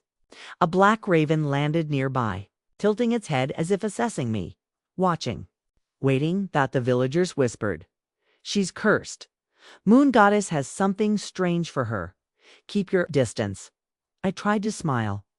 Tried to ignore it, but every glance felt heavy. Judging Dot, even Dominic noticed. His eyes followed me longer than necessary. Sharp with suspicion and something darker, something like fear that I didn't yet understand. Sleep offered no refuge. Dreams now came in waves, vivid and relentless. I was in the forest again, always, where shadows wrapped around me like fog. He appeared in each one, closer and more tangible than before. Sometimes he reached for me. Sometimes he simply watched. I would wake drenched in sweat, heart hammering, as if I had run for my life. And every morning I found something had followed me back from the dreams. A leaf out of season, dew on the windowsill where none should be. Faint scratches on the floorboards, marks I didn't remember making. Even Dominic noticed these signs. His silence grew tense, heavy. He didn't accuse me, but I could feel the weight of his suspicion pressing down like a stone. One evening, I went into the woods to collect firewood, hoping the familiar rhythm would calm my nerves. I should have known better. Branches seemed to twist around me, catching at my clothes. Every rustle made my heart leap. My wolf was restless, pacing within me, senses straining, and then I saw him. Not through the trees, not in shadow, but at the edge of a small clearing, leaning against an ancient oak. Golden eyes like lanterns in the dark, watching me with a patience that made my stomach twist. "Why are you here?" I asked, my voice barely more than a whisper. "Why do you call me away?" He replied. His tone wasn't cruel. Not exactly. But it was firm, irresistible, a question and a command all at once. I took a hesitant step forward. Every instinct screamed to run, to flee back to Dominic and safety. But I couldn't. My feet moved as if drawn by invisible threads. He shifted, stepping just enough that the moonlight caught his face. Sharp, strong, magnetic. Danger and desire wrapped together in the curve of his jaw. The tilt of his shoulders, my pulse raced. I knew I shouldn't be drawn in. Shouldn't want this? Shouldn't even be here. But I was. The collision of worlds didn't stop at the forest. By day, mundane accidents began happening around me. A cartwheel broke as I passed. A ladder slipped just out of reach of the child playing nearby. I caught myself thinking, he's here. He's close. Sometimes it felt as though the very earth was conspiring to bring me back to him. That night, a warning arrived in the most mundane form. A knock at the door. Dominic wasn't home. I opened it slowly, heart hammering. A note lay there, folded carefully in black ink. No words, only a symbol the circle with 3 jagged lines. I had seen carved in the earth and on my door. The familiar pull of danger surged through me, stronger than before. Whoever or whatever had left it was here, watching, claiming, waiting. I crumpled the paper, but my pulse knew better. My wolf growled and circled in my chest. Sleep that night was fleeting. Dreams came again, more vivid, more urgent. I found myself standing at the edge of a cliff. The wind ripped at my hair. Below, shadows twisted like living things. And there he was, standing beside me, golden eyes like flames in the mist. He didn't speak. He didn't reach for me. He only watched. And yet, even in silence, he made me ache with longing I didn't understand. Then a shadow lunged from below the cliff. Something enormous. Something I couldn't see clearly. I woke screaming. The next morning, I discovered the shadow of the same danger had followed me. A wolf. Bigger than any I had ever seen. Eyes black as night. Pawed at the edge of the village where I fetched water. Its growl rumbled like distant thunder. My wolf inside me growled in response, not fear, but recognition. I froze, feeling the pull of the golden-eyed figure once more, and a realization struck me. He had been warning me all along, or maybe testing me. Either way, there was no denying it. The supernatural had fully collided with my ordinary life, and it wasn't going to leave me alone by the time Dominic returned that night. I was shaken. "Something's wrong," I whispered, voice low, almost trembling. "Something is here, watching, waiting." He looked at me, suspicion in his eyes. "What do you mean?" Before I could answer, the door rattled. Something slammed against it from the outside, a thud loud enough to make the walls shake. I jumped back, heart hammering, every nerve screaming. My wolf leaped within me, claws unsheathed, ready for whatever came next. And in the shadows outside, I saw those golden eyes, watching, waiting. The forest was quieter than usual that evening, as though even the wind had grown cautious in the presence of something greater. I hadn't intended to go back. I had told myself firmly, no more encounters, no more dangerous temptations. But some invisible thread pulled me from my house, guiding my steps toward the woods where I had first seen him. He was already there, leaning casually against a tree, eyes like molten gold reflecting the faint silver of the moon. "You came," he said, voice low, and even though there was a hint of something more, approval, perhaps, or amusement. I hesitated. I shouldn't. He pushed off the tree slowly, taking a step closer. "And yet you did. You always do." I swallowed hard. Every word he spoke tugged at my chest in ways I didn't understand. My wolf stirred within me, tense and restless, yet drawn to him in a way that both thrilled and terrified me. We began to walk, side by side, though neither of us spoke at first. The night around us seemed to pulse, alive with sounds that felt like messages meant only for us. Owls hooted from high branches. Leaves rustled without wind. Somewhere, a distant howl echoed, but it was muted, respectful. Finally, he spoke again. "Why do you fear me?" he asked, not accusing, just curious. I hesitated. "You're dangerous. Dangerous," he repeated softly, almost tasting the word. "And yet, you are drawn to me." I clenched my hands in the folds of my cloak. "I don't know why. I shouldn't be. Not with you." He tilted his head, studying me with an intensity that made my pulse jump. "Because some things cannot be denied. Because the moon goddess doesn't make mistakes."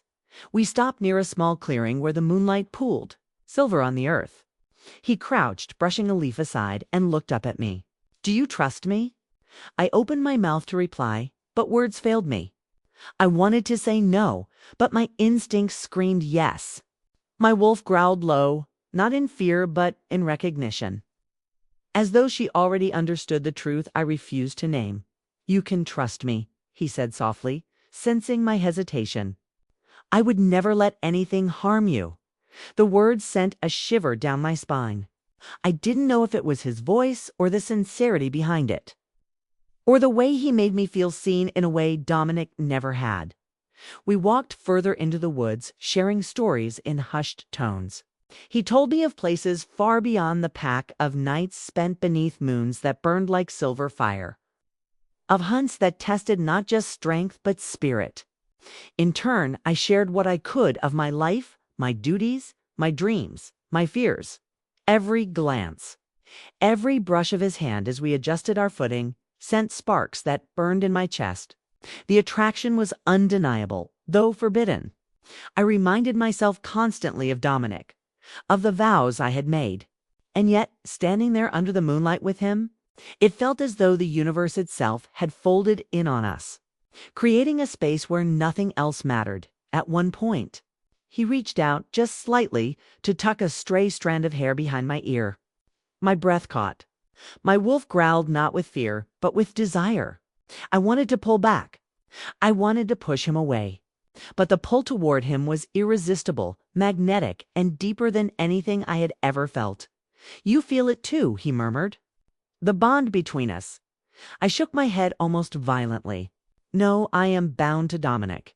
"Yes," he said softly, almost wistfully. "But something stronger than a vow cannot be contained. Not when it's written in blood and spirit." We stopped near a small stream, the water reflecting his golden eyes as if it had been waiting to mirror him. He knelt, tracing a finger along the edge of the bank. "You should know," he said, voice dropping to a whisper. "I am not entirely human." I froze. The words were half warning, half confession. My heart thundered in my chest. "What do you mean?"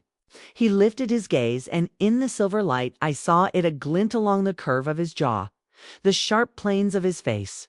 His eyes flared golden and molten, pupils narrowing to slits like a predator's. His skin shimmered faintly, like moonlight over water. "You feel the pull because it is real," he said. "I am beyond what you've known, and yet you are drawn to me." I stepped back instinctively, though part of me longed to move closer. The air around him hummed, alive with power and danger. My wolf growled and circled, unsure whether to fight or submit. "Do not be afraid," he said, sensing my hesitation. "I would never harm you, unless you forced me to." I looked at him, and despite the danger, despite the forbidden pull, I felt a flicker of trust. It was terrifying and intoxicating all at once. I realized with a pang of guilt and longing that I wanted him. Not just his protection, not just his attention, but him. Every part of him, dangerous and golden-eyed, as if some thread in the universe had tied us together before the first vows were ever spoken. The moment stretched, heavy and suspended in the night. Then a sudden rustling in the underbrush shattered the fragile peace. My pulse skyrocketed. My wolf leaped in alarm.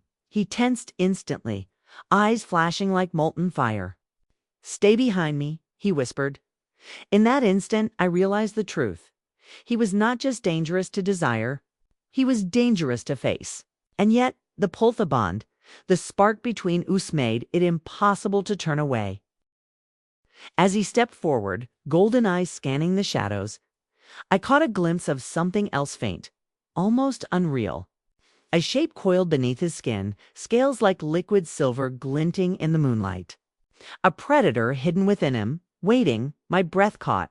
My body trembled. I didn't know if I should run or fall to him, and yet, even as fear surged, I knew I was already lost.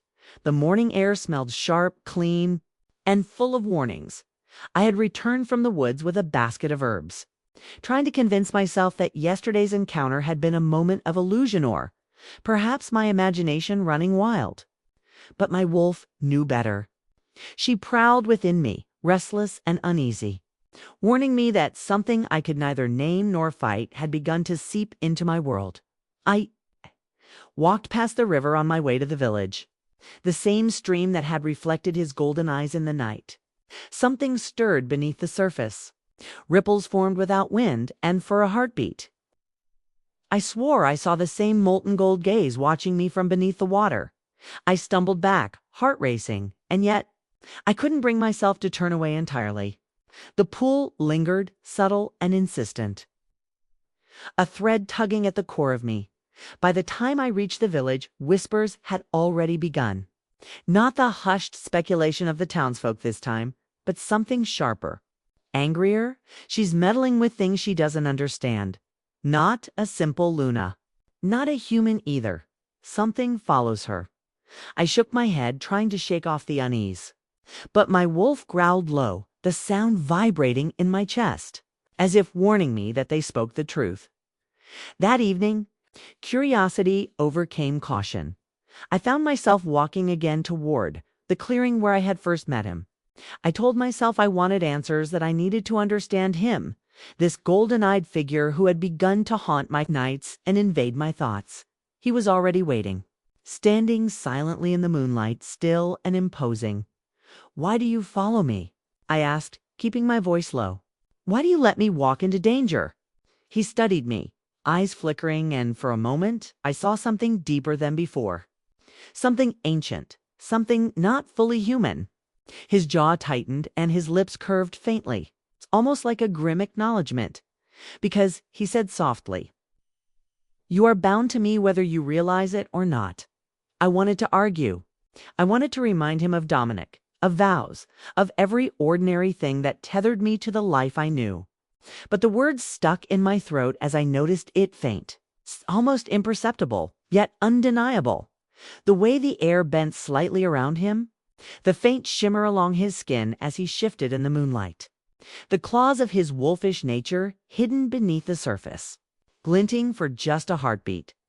My wolf growled, tense and conflicted, sensing the power beneath his calm exterior. "You're not entirely what you seem," I whispered, voice trembling. His golden eyes softened briefly, like sunlight breaking through clouds. "Nor are you," he replied. Then, almost imperceptibly, his pupils narrowed to slits. His posture coiled like a predator ready to spring. I staggered back instinctively. My heart raced, but the pull, the dangerous, forbidden pull, kept me rooted to the spot. "You're not human," I said finally, voice barely audible. His lips curved faintly in something like a shadow of a smile. "Some part of me," he said, "has never been human, and some part will never be." I wanted to run, to escape the magnetism that both terrified and captivated me. But I couldn't. Not completely. We walked together in silence.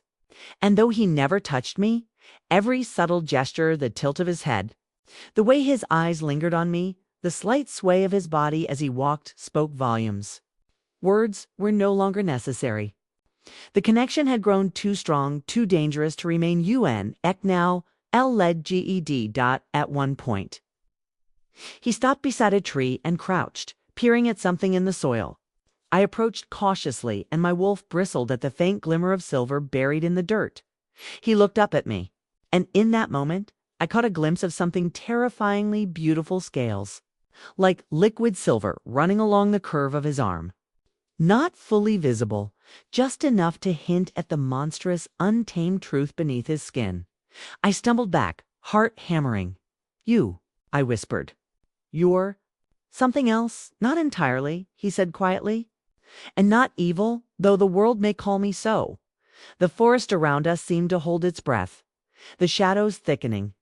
I wanted to demand answers, to know everything.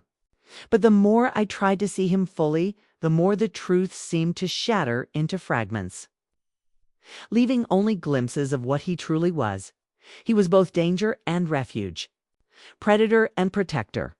The duality made my chest ache, a sharp twist between fear and fascination that I couldn't name, let alone resist. When I finally turned to leave, ready to retreat to the safety of Dominic and normalcy, I felt it, the pull of the bond stronger than ever. He didn't follow me. He didn't even call after me.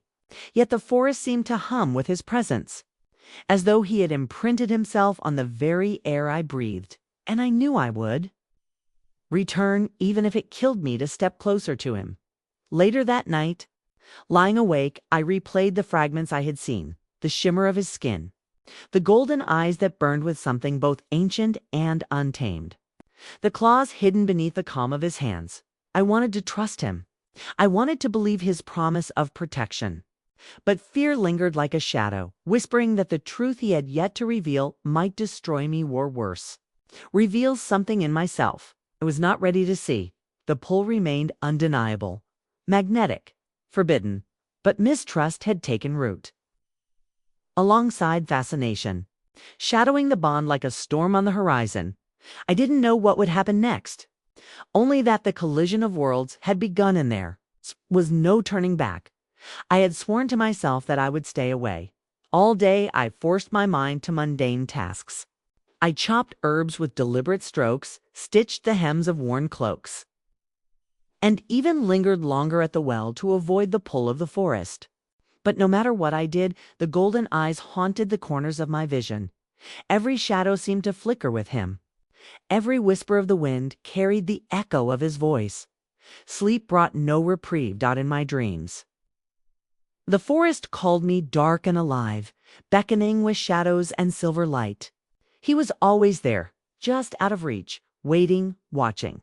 Sometimes he spoke, his words low and velvety. "You cannot resist what is bound to you." I tried to deny it. "I am bound to Dominic," I would argue in my dreams. But the golden eyes would stare through my defenses, searing into my soul. "You will see soon enough," he whispered. Desire cannot be denied. I woke with my heart pounding, sheets twisted around me. My wolf inside me prowled, restless and frustrated, echoing the longing and fear that ran through my veins. By morning I was exhausted, yet the pull had only grown stronger. The forest hummed outside my window. A gentle sway of trees seemed to echo a rhythm I could not ignore. I tried to pretend I hadn't seen him there, standing just beyond the tree line, motionless, watching me through the silver morning light. But my pulse betrayed me. My breath caught as I looked back at him, even for a heartbeat. Throughout the day, fragments of reality and dream blurred together at the market. I thought I saw him among the stalls, only to blink and find empty space. A rustle of leaves on the road became him in my mind, and my heart leaped. I scolded myself over and over. Yet the pull was relentless. Even Dominic noticed my distracted state. He kept his distance, but his eyes were sharp, wary. I felt guilty, but the guilt only added to the tension thrumming in my chest.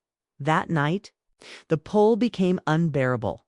I found myself wandering back to the forest, barefoot and trembling, guided by some force I couldn't name. The trees towered over me, familiar yet alien.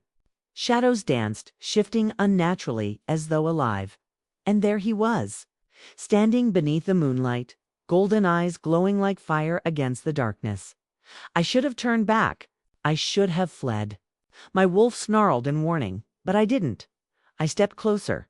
We walked together, silently at first. The forest seemed to shrink around us, as though it had no right to exist without our presence. My heart pounded in my ears. "You should leave," I whispered finally. "I shouldn't be here. You're dangerous." He smiled faintly, just a hint, and it sent a shiver down my spine. "I am dangerous," he admitted. "But you are drawn to me. Why fight it?" I can't," I stammered, turning my head, pretending to see something in the trees. "I have obligations. I have vows. You shouldn't exist in my world." "And yet," he said softly, stepping closer, "here you are, always." Every instinct screamed to resist, but the pull was stronger than reason.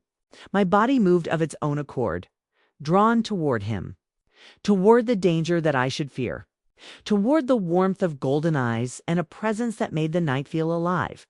He extended a hand, tentative, almost a question. I wanted to retreat. I wanted to run. And yet, my hand brushed his. The contact was electric, more than physical, an unseen thread wound tight between us. My wolf whimpered, restless, and my chest burned with longing I couldn't control. He leaned closer, not speaking, letting his presence speak instead. And though my mind screamed to resist, my body betrayed me. I wanted him. I wanted the pull, the danger, the forbidden, the unknown. And I hated myself for it. We paused at the edge of a small glade, moonlight pooling around us. My wolf circled restlessly, sensing the tension. The unspoken promise in the air. "You are bound to me whether you see it or not," he said, his voice low, a purr beneath the words. "You will feel it in every heartbeat, in every breath. You cannot run from what is yours." I shook my head, trying to clear the fog in my mind. I'm not yours. I cannot be. Not yet. Not ever. He smiled faintly, eyes blazing. That is what they all think, until they see the truth. Asterisk, the truth. I had glimpsed fragments before, the shimmer of his skin, the hint of something predatory beneath calm eyes, but never the full revelation. I wanted to look away.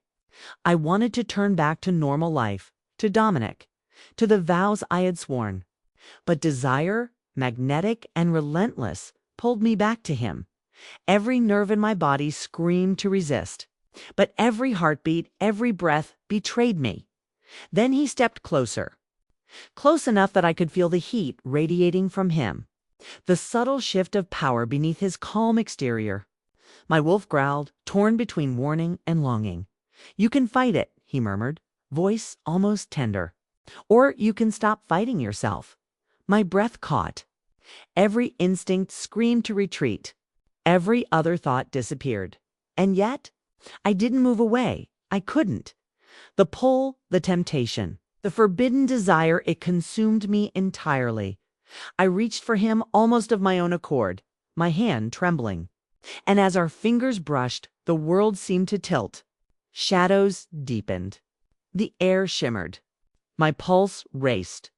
I wanted to close the distance. I wanted to surrender to the pull that had haunted me for nights, that had wound itself into my very being. But the rational part of me, the part that remembered vows and obligations, screamed to stop. I D-Dan single quotes. In that moment, I realized the truth I had been denying. I could resist him no longer, not his danger, not his power, not the forbidden pull that wound around my soul like a silver chain I had no desire to break. He was temptation incarnate, and I was lost. The tension in the village was subtle at first, a glance too long, a whisper behind closed doors, a shadow that didn't belong, but I felt it in every nerve, every heartbeat. Danger was no longer a distant idea. It had begun to press against the edges of my world, creeping closer with each passing hour. It began with the strangers. I noticed them first in the market. Two men I didn't recognize, cloaked and silent, their eyes sharp as daggers. They lingered at the edges, watching, waiting. I caught Dominic's gaze on them as well, and his jaw tightened. He sensed something I couldn't yet name. The air felt heavier, thicker, as if the forest itself was warning me. My wolf growled low inside me, restless, uneasy, and through it all, I couldn't stop thinking about him, the golden-eyed figure who had bewitched me, haunted me, and tangled my heart with his dangerous presence. I tried to focus on daily life. I told myself herbs, chores, mundane tasks, anything to distract from the pull, from the growing sense of peril. But the forest had other plans. Even from a distance, I sensed him there, shadowed in the moonlight, watching, always watching. And I knew the threat I felt was connected to him. Somehow his past had bled into my present, and now the danger had come for me as well. That night, couldn't sleep. A storm raged outside, lightning illuminating the sky, thunder rolling through the hills.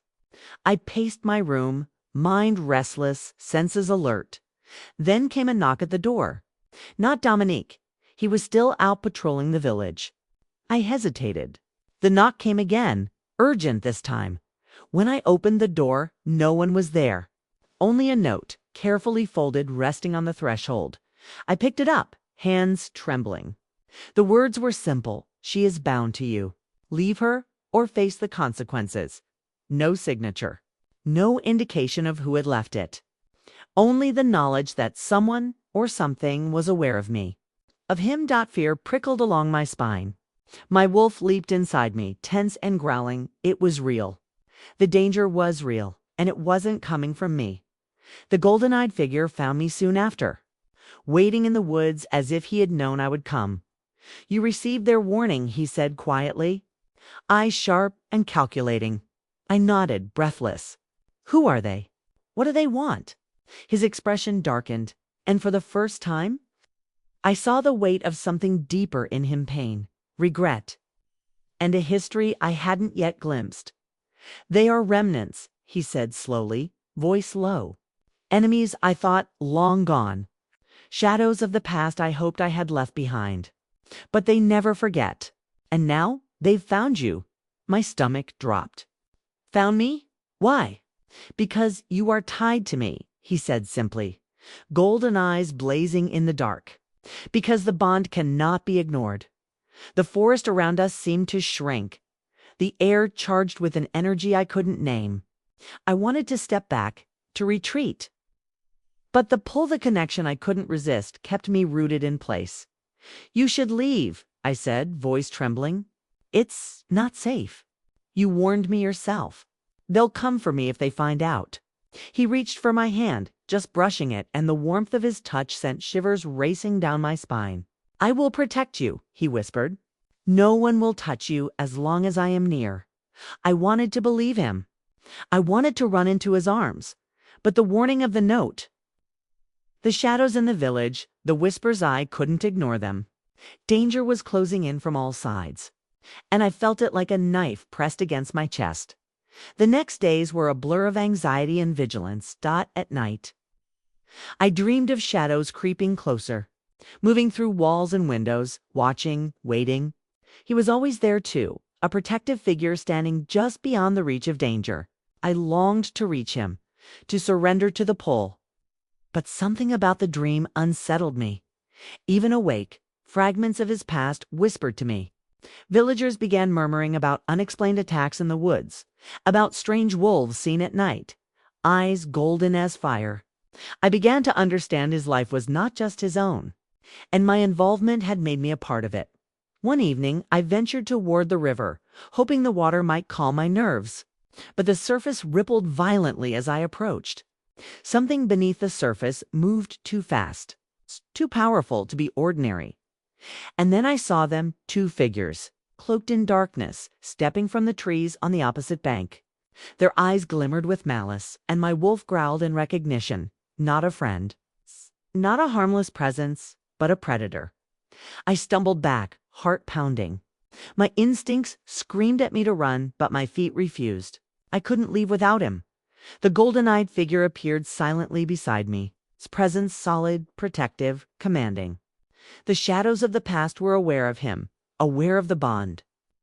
Aware that I was now part of the game. They know, he said, voice low, and they will not stop. I looked at him, torn between fear and the forbidden pull I couldn't deny. What do we do?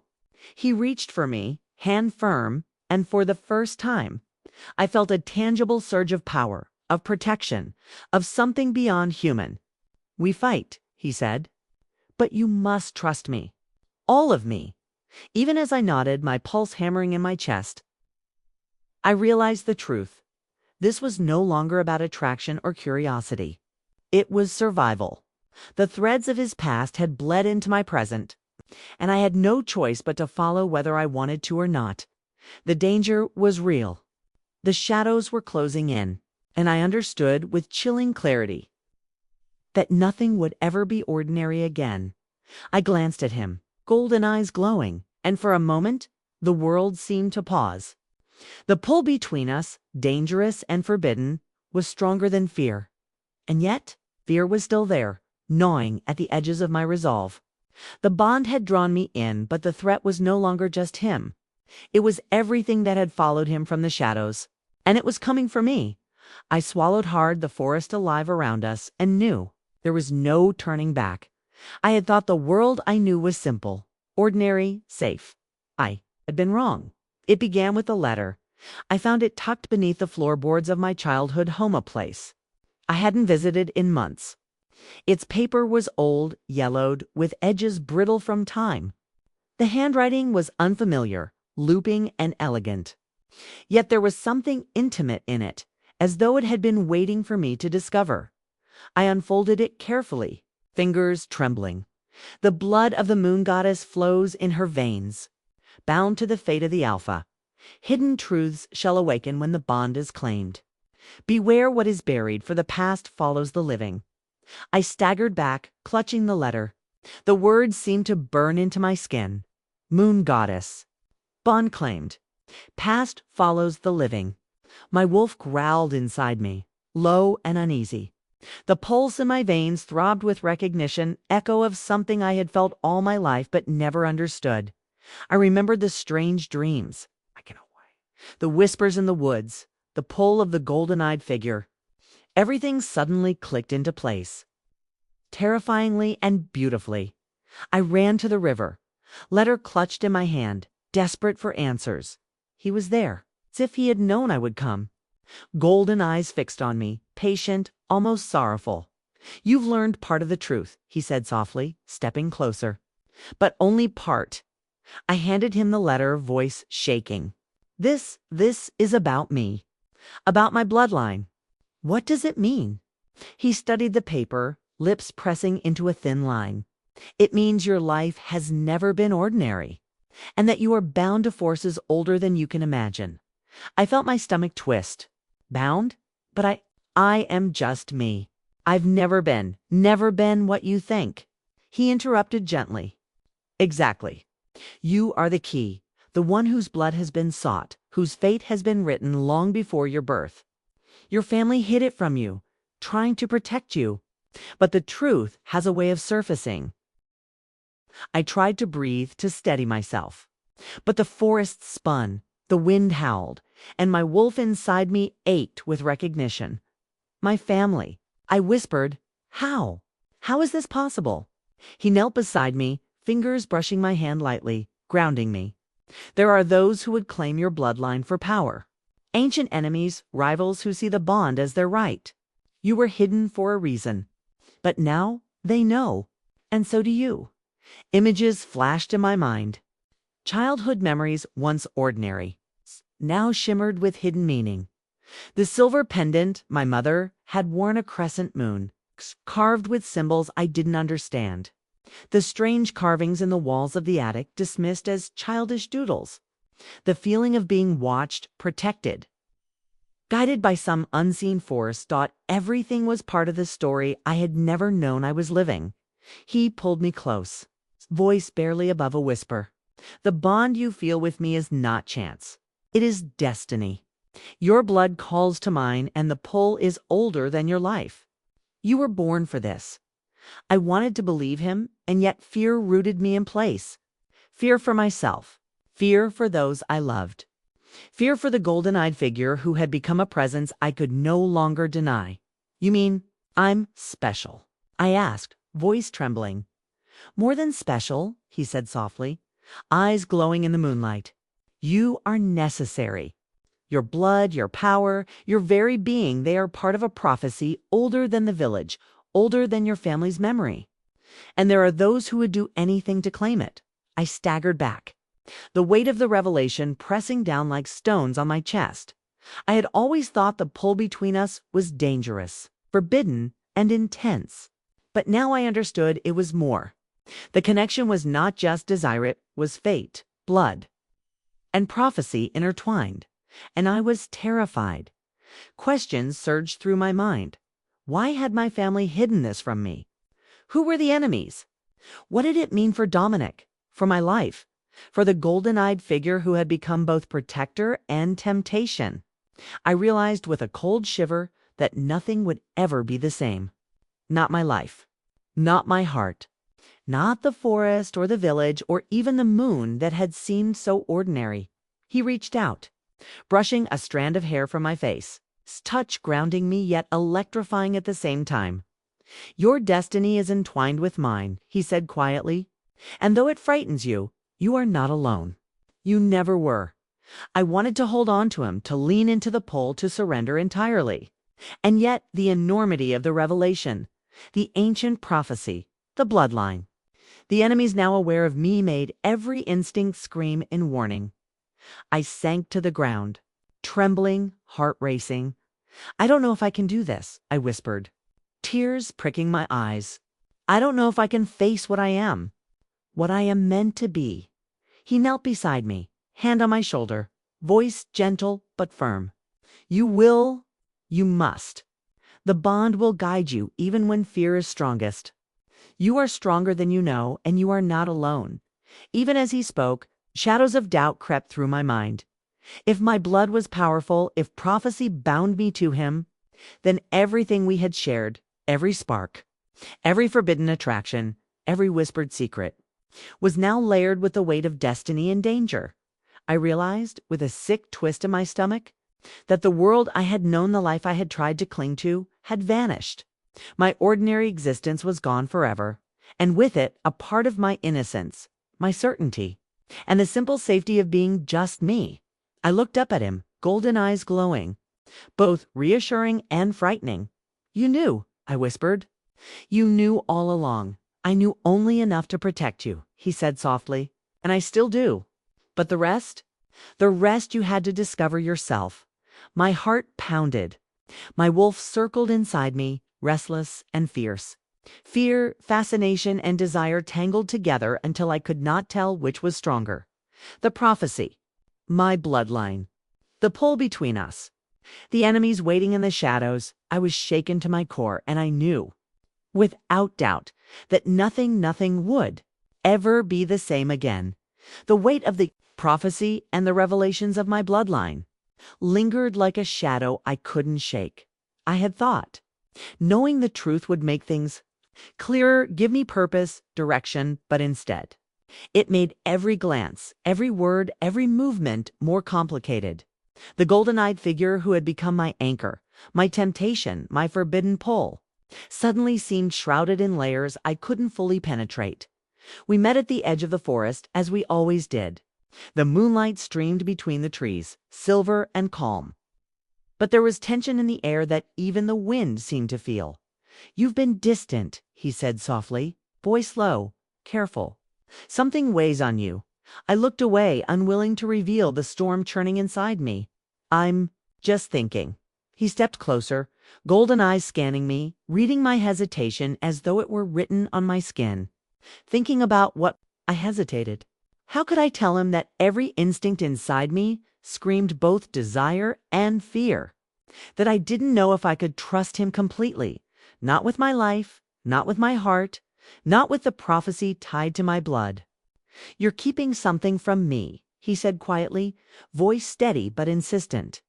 "If we are to face what's coming, I need the truth." I swallowed, heart hammering. "It's not about you," I said finally, forcing my voice calm. It's the enemies. My bloodline. The prophecy. I can't risk everything by letting you know too much." He frowned, and for a moment, the warmth of his presence shifted into something sharper, like a warning I couldn't ignore. "You not trust me?" The question hit me harder than I expected. I wanted to say yes, wanted to lean into the pull that had bound us together from the start. But fear tangled with desire, twisting my thoughts. "I do," I said finally, though it sounded weak even to my own ears.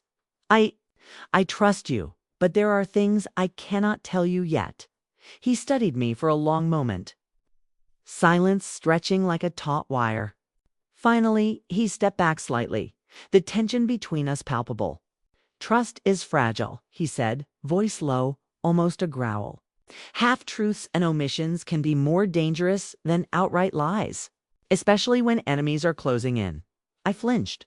His words weren't harsh, but they carried weight, the kind that makes your chest tighten and your instincts roar. "I'm not lying," I whispered. "I promise. I need time to understand it myself." He nodded slowly, though a shadow crossed his face. Golden eyes softened, but there was a tension there I had never seen before. "Time is a luxury we do not have. And I fear that by the time you understand, it may already be too late." The forest seemed to press in on us as we walked, each step a reminder that danger lurked not just in the shadows, but in the truth we hadn't fully shared with each other. "You've been hiding something too," I said finally, breaking the silence almost accusingly. "There are things about you, your past, your nature that you haven't told me. Things I feel but cannot fully understand." He stopped just ahead of me, turning slowly. "You speak of my past as though it is a weapon," he said softly, voice low and careful. "But it is only part of me. I have hidden it not to deceive you, but to protect you from them." From the consequences of knowing too much too soon, I wanted to believe him. I needed to believe him. But the fragments of his supernatural nature, I had glimpsed the golden eyes. The shimmer of power beneath calm skin, the predator coiled just beneath his surface, made me hesitate. "Protect me," I whispered. "Or protect yourself." He flinched just slightly, though he tried to mask it. "Both," he admitted, voice low, eyes locking on mine. "But my priority has always been you. Always." And yet, even as the words reached me, I couldn't fully shake the doubt. My heart ached with desire, but my mind whispered questions without answers. Was he hiding more than I knew? Were the enemies closing in because of me or because of him? Later that night, I found myself walking alone by the river, restless and uneasy. The moonlight shimmered on the water, reflecting shadows and half-secrets.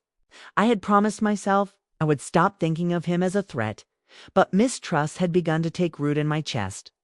A rustling in the trees made me start. My wolf leaped, alert and tense. My breath caught. "You shouldn't be here," a voice said softly. Golden and familiar. I spun around, heart racing, and there he was.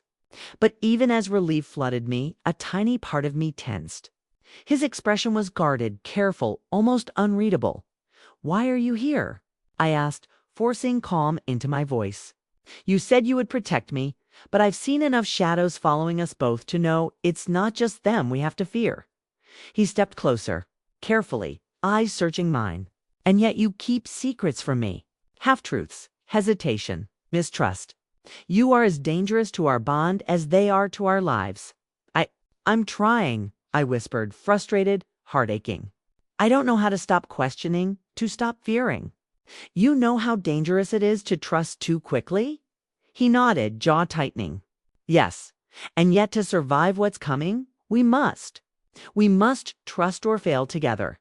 The words should have reassured me, and in part they did, but the pull of suspicion remained.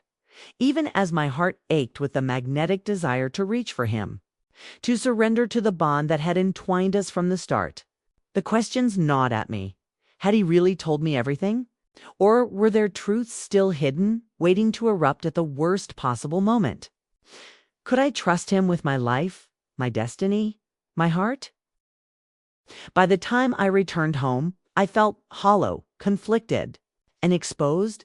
The bond between us had grown stronger, more undeniable, more consuming, but it was tested now, stretched thin by the weight of half-truths, prophecies, and outside threats. And I knew, with a sick twist in my chest, that trust reel, unshakable trust, would be the hardest thing I would have to give, because for every spark of desire, for every pull toward him, there was now a shadow, doubt, suspicion, and the lingering sense that betrayal could erupt at any moment. As I lay awake that night, staring at the ceiling, I realized the truth. The bond between us was no longer only about desire. It was about survival, about truth, about trust that could shatter with a single mistake. And I feared that we were already on the edge of breaking. The village had always seemed quiet, sleepy, a place where whispers traveled slowly and danger felt distant. But that illusion shattered the moment the shadows began to move with purpose. I sensed it. First in the wind-and unnatural chill, a shift in the air that made my wolf growl in warning. Then came the footsteps, deliberate and heavy, echoing in the streets long after the villagers had gone to sleep. I had been at home, trying to steady my thoughts after the previous night's confrontation with him. The bond between us pulsed in my veins, a constant magnetic pull that both comforted and terrified me. But even as I sat by the window, heart racing, I felt it's the unmistakable presence of enemies moving closer, no longer hiding in the shadows. A sharp knock at my door made me start. My pulse spiked. I froze, listening. The knock came again, urgent, insistent. I didn't dare open it. Not yet. Then came Dominic, his eyes dark and watchful, standing in the doorway. "They've crossed the line," he said, voice low but tense. "I've seen them. Cloaked figures moving through the village, eyes that burn with malice. They are after you. I swallowed hard, fear clawing at me. Why me? Why now? He shook his head. It's never just you. Whoever they are, they're tied to your bloodline. And the bond. They won't stop until they have what they want, by nightfall. The threat had become undeniable. Shadows moved at the edges of the forest, closer to the village than ever before. I could hear whispers carried on the wind's soft, insidious voices that made my skin crawl. My wolf growled, pacing restlessly. Then came the first attack. A figure appeared on the outskirts of the clearing, cloaked and swift. A wolf, dark eyes glinting with unnatural light, lunged from the shadows. My heart froze. Before I could react, he was there. The golden-eyed figure appeared as if from nowhere, moving with a fluid, predatory grace that made my breath catch. The two wolves collided, snarling and circling each other. I wanted to look away to run, but my feet remained rooted when it was over. The dark wolf had vanished, but the message was clear. The enemies weren't hiding anymore. They were coming, and they were ruthless. He turned to me, eyes fierce but concerned. You must be careful. You are their target.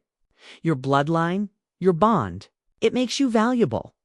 I nodded, feeling fear coiled tightly around my chest. And if they come for me directly? He hesitated. Then you will have to run. Or trust me completely. The next day, the tension spread like wildfire. Villagers whispered of strange sightings in the woods. Wolves seen in unusual patterns. Shadows that moved too quickly. Eyes that glimmered unnaturally. Even Dominic sensed it. His protective gaze followed me constantly, his concern sharp and relentless. But I could see he couldn't fight this. Not the darkness I was drawn into, not the ancient forces now closing in on me. By nightfall, the danger escalated further. I had been gathering herbs near the river when a scream pierced the air, a sound that froze my blood. My heart pounded as I sprinted toward it, senses alert, wolf coiled within me. At the edge of the clearing, I found a young villager. Bound and terrified, eyes wide with panic. Shadows flickered between the trees' figures, moving faster than human eyes could track. I realized, with horror, that it wasn't just me they wanted anymore. They were striking at anyone connected to me. A rustle behind me made me spin around. He was there, golden eyes glowing, posture tense, muscles coiled like a predator, ready to strike. Stay behind me, he ordered, voice low but commanding. They are fast, but not fast enough. The figures moved closer, circling us now, their intent unmistakable. My pulse raced. The pull of the bond between us was strong, comforting in a way, but even that couldn't mask the rising fear that gripped me. One of the cloaked figures broke from the shadows, lunging toward the young villager. He reacted instantly, moving between them with lightning speed, blocking the attack. Golden eyes blazing. You are outnumbered, I whispered, panic rising. He shook his head, muscles taut. We fight, and you stay behind me. Trust me. I wanted to protest, to step forward, but instinct told me to obey.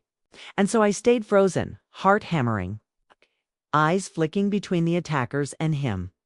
The skirmish was chaotic, wolves lunging, shadows twisting, the clash of supernatural energy crackling in the air.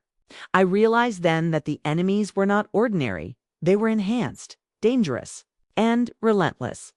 And they were patient, waiting, calculating. Finally, the figures retreated, vanishing into the darkened forest as quickly as they had appeared. Silence fell like a heavy curtain, broken only by our ragged breathing. I stumbled forward, shaken to my core. They'll be back, I whispered, voice trembling.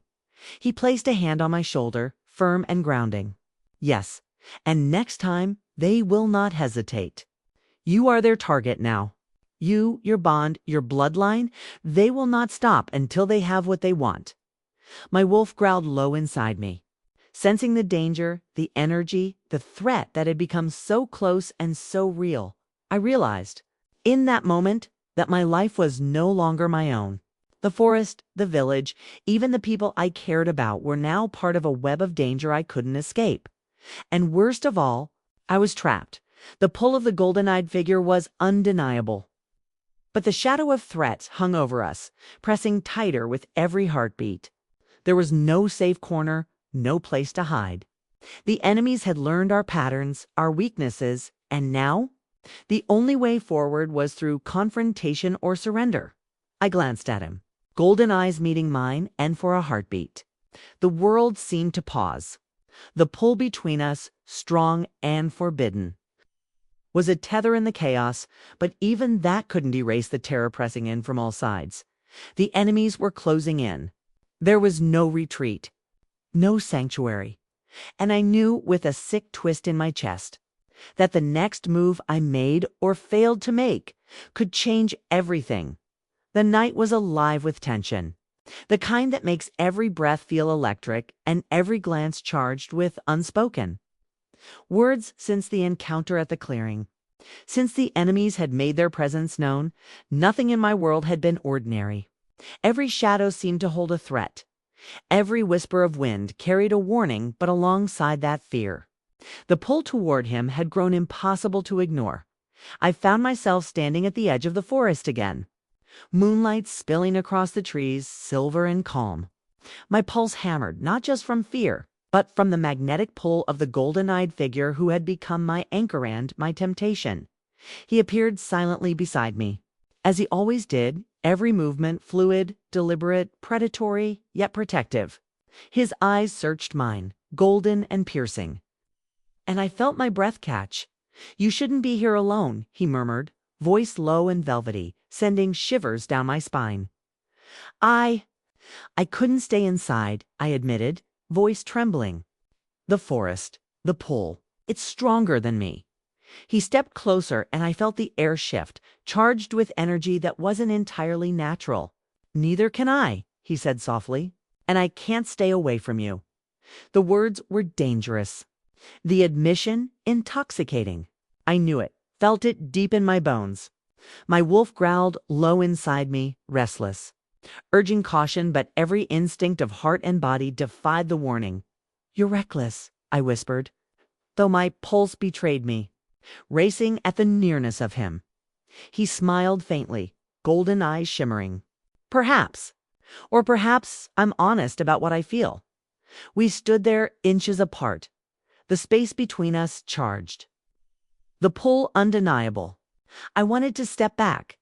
I wanted to resist, but desire, forbidden and thrilling, coiled tight in my chest, demanding to be acknowledged. I could feel his warmth, the steady strength beneath his calm exterior, the predator's tension that thrilled my wolf and terrified my mind. "I shouldn't," I began, but the words caught in my throat. "You shouldn't fight it," he murmured, voice barely more than a whisper. "It's already here, between us. You feel it as I do." My heart raced. The tension stretched taut, every nerve alive. I wanted to surrender to it, to let the pull carry me. My hands itched to touch, my wolf growled with longing, and my mind screamed both warning and temptation. I took a step closer. He mirrored me, closing the distance with a predator's grace. Golden eyes held mine, unblinking, intense. I faltered. "I know," he said softly, brushing a strand of hair from my face. His fingers lingered, gentle but deliberate, sending warmth racing through me. "I feel it too. Don't deny it. Not now, not ever." Every instinct screamed caution. Every fiber of my being knew that the pull between us was dangerous, forbidden, and fraught with peril. Yet I was powerless. My heartbeat thudded in sync with his, our breaths mingling, and the forest around us seemed to hold its breath. I wanted to close the distance. I needed to, but a shadow of fear lingered in Nomi's prophecy. Danger lurking beyond the trees. "I shouldn't," I whispered again, voice low, shaky. It's too much. Too soon?" He smiled, golden eyes softening, and reached for my hand. "There is never a safe time for this," he said gently. "There is only the pull, the bond, the truth of what we are to each other." The words ignited something inside me, a spark that had long been smoldering. I felt my walls crumble, the tension between caution and desire tipping dangerously. My hand met his, and the contact sent a shiver of energy straight to my core. "You're dangerous," I breathed. My wolf whining in excitement and warning. "All of you. Everything about you. And yet," he murmured, stepping even closer, "you are drawn to me anyway." I could only nod, breathless, heart hammering. The pull was unbearable, the desire undeniable. We moved together without thinking, drawn by a force older and stronger than either of us. Our faces were close now, close enough to feel the warmth of each other's breath, close enough to feel the magnetic tug of forbidden passion. "I shouldn't be here," I whispered again, trembling. I'm scared of myself, of this." "Of you, you are not afraid of me," he countered softly. "You are afraid of what you feel. And that is only natural." The forest around us seemed to fade. All that existed was the pull, the tension, the warmth, the danger. My hands itched to brush his face, to hold him, to feel him closer. And though my mind screamed warnings of prophecy, bloodlines, and enemies, my heart and body betrayed me entirely. I leaned in, drawn like a moth to fire, and for a moment, it felt as if the world would vanish if we crossed the invisible line. Then, suddenly, a rustling in the underbrush. We froze. Golden eyes meeting mine, alert, predatory. Every muscle in his body tensed. My heart lurched as a shadow flitted at the edge of the clearing. Too quick for human eyes to track. "It's them," he whispered, voice tight, dangerous. "They've found us." My pulse spiked. Desire and fear collided, leaving me breathless.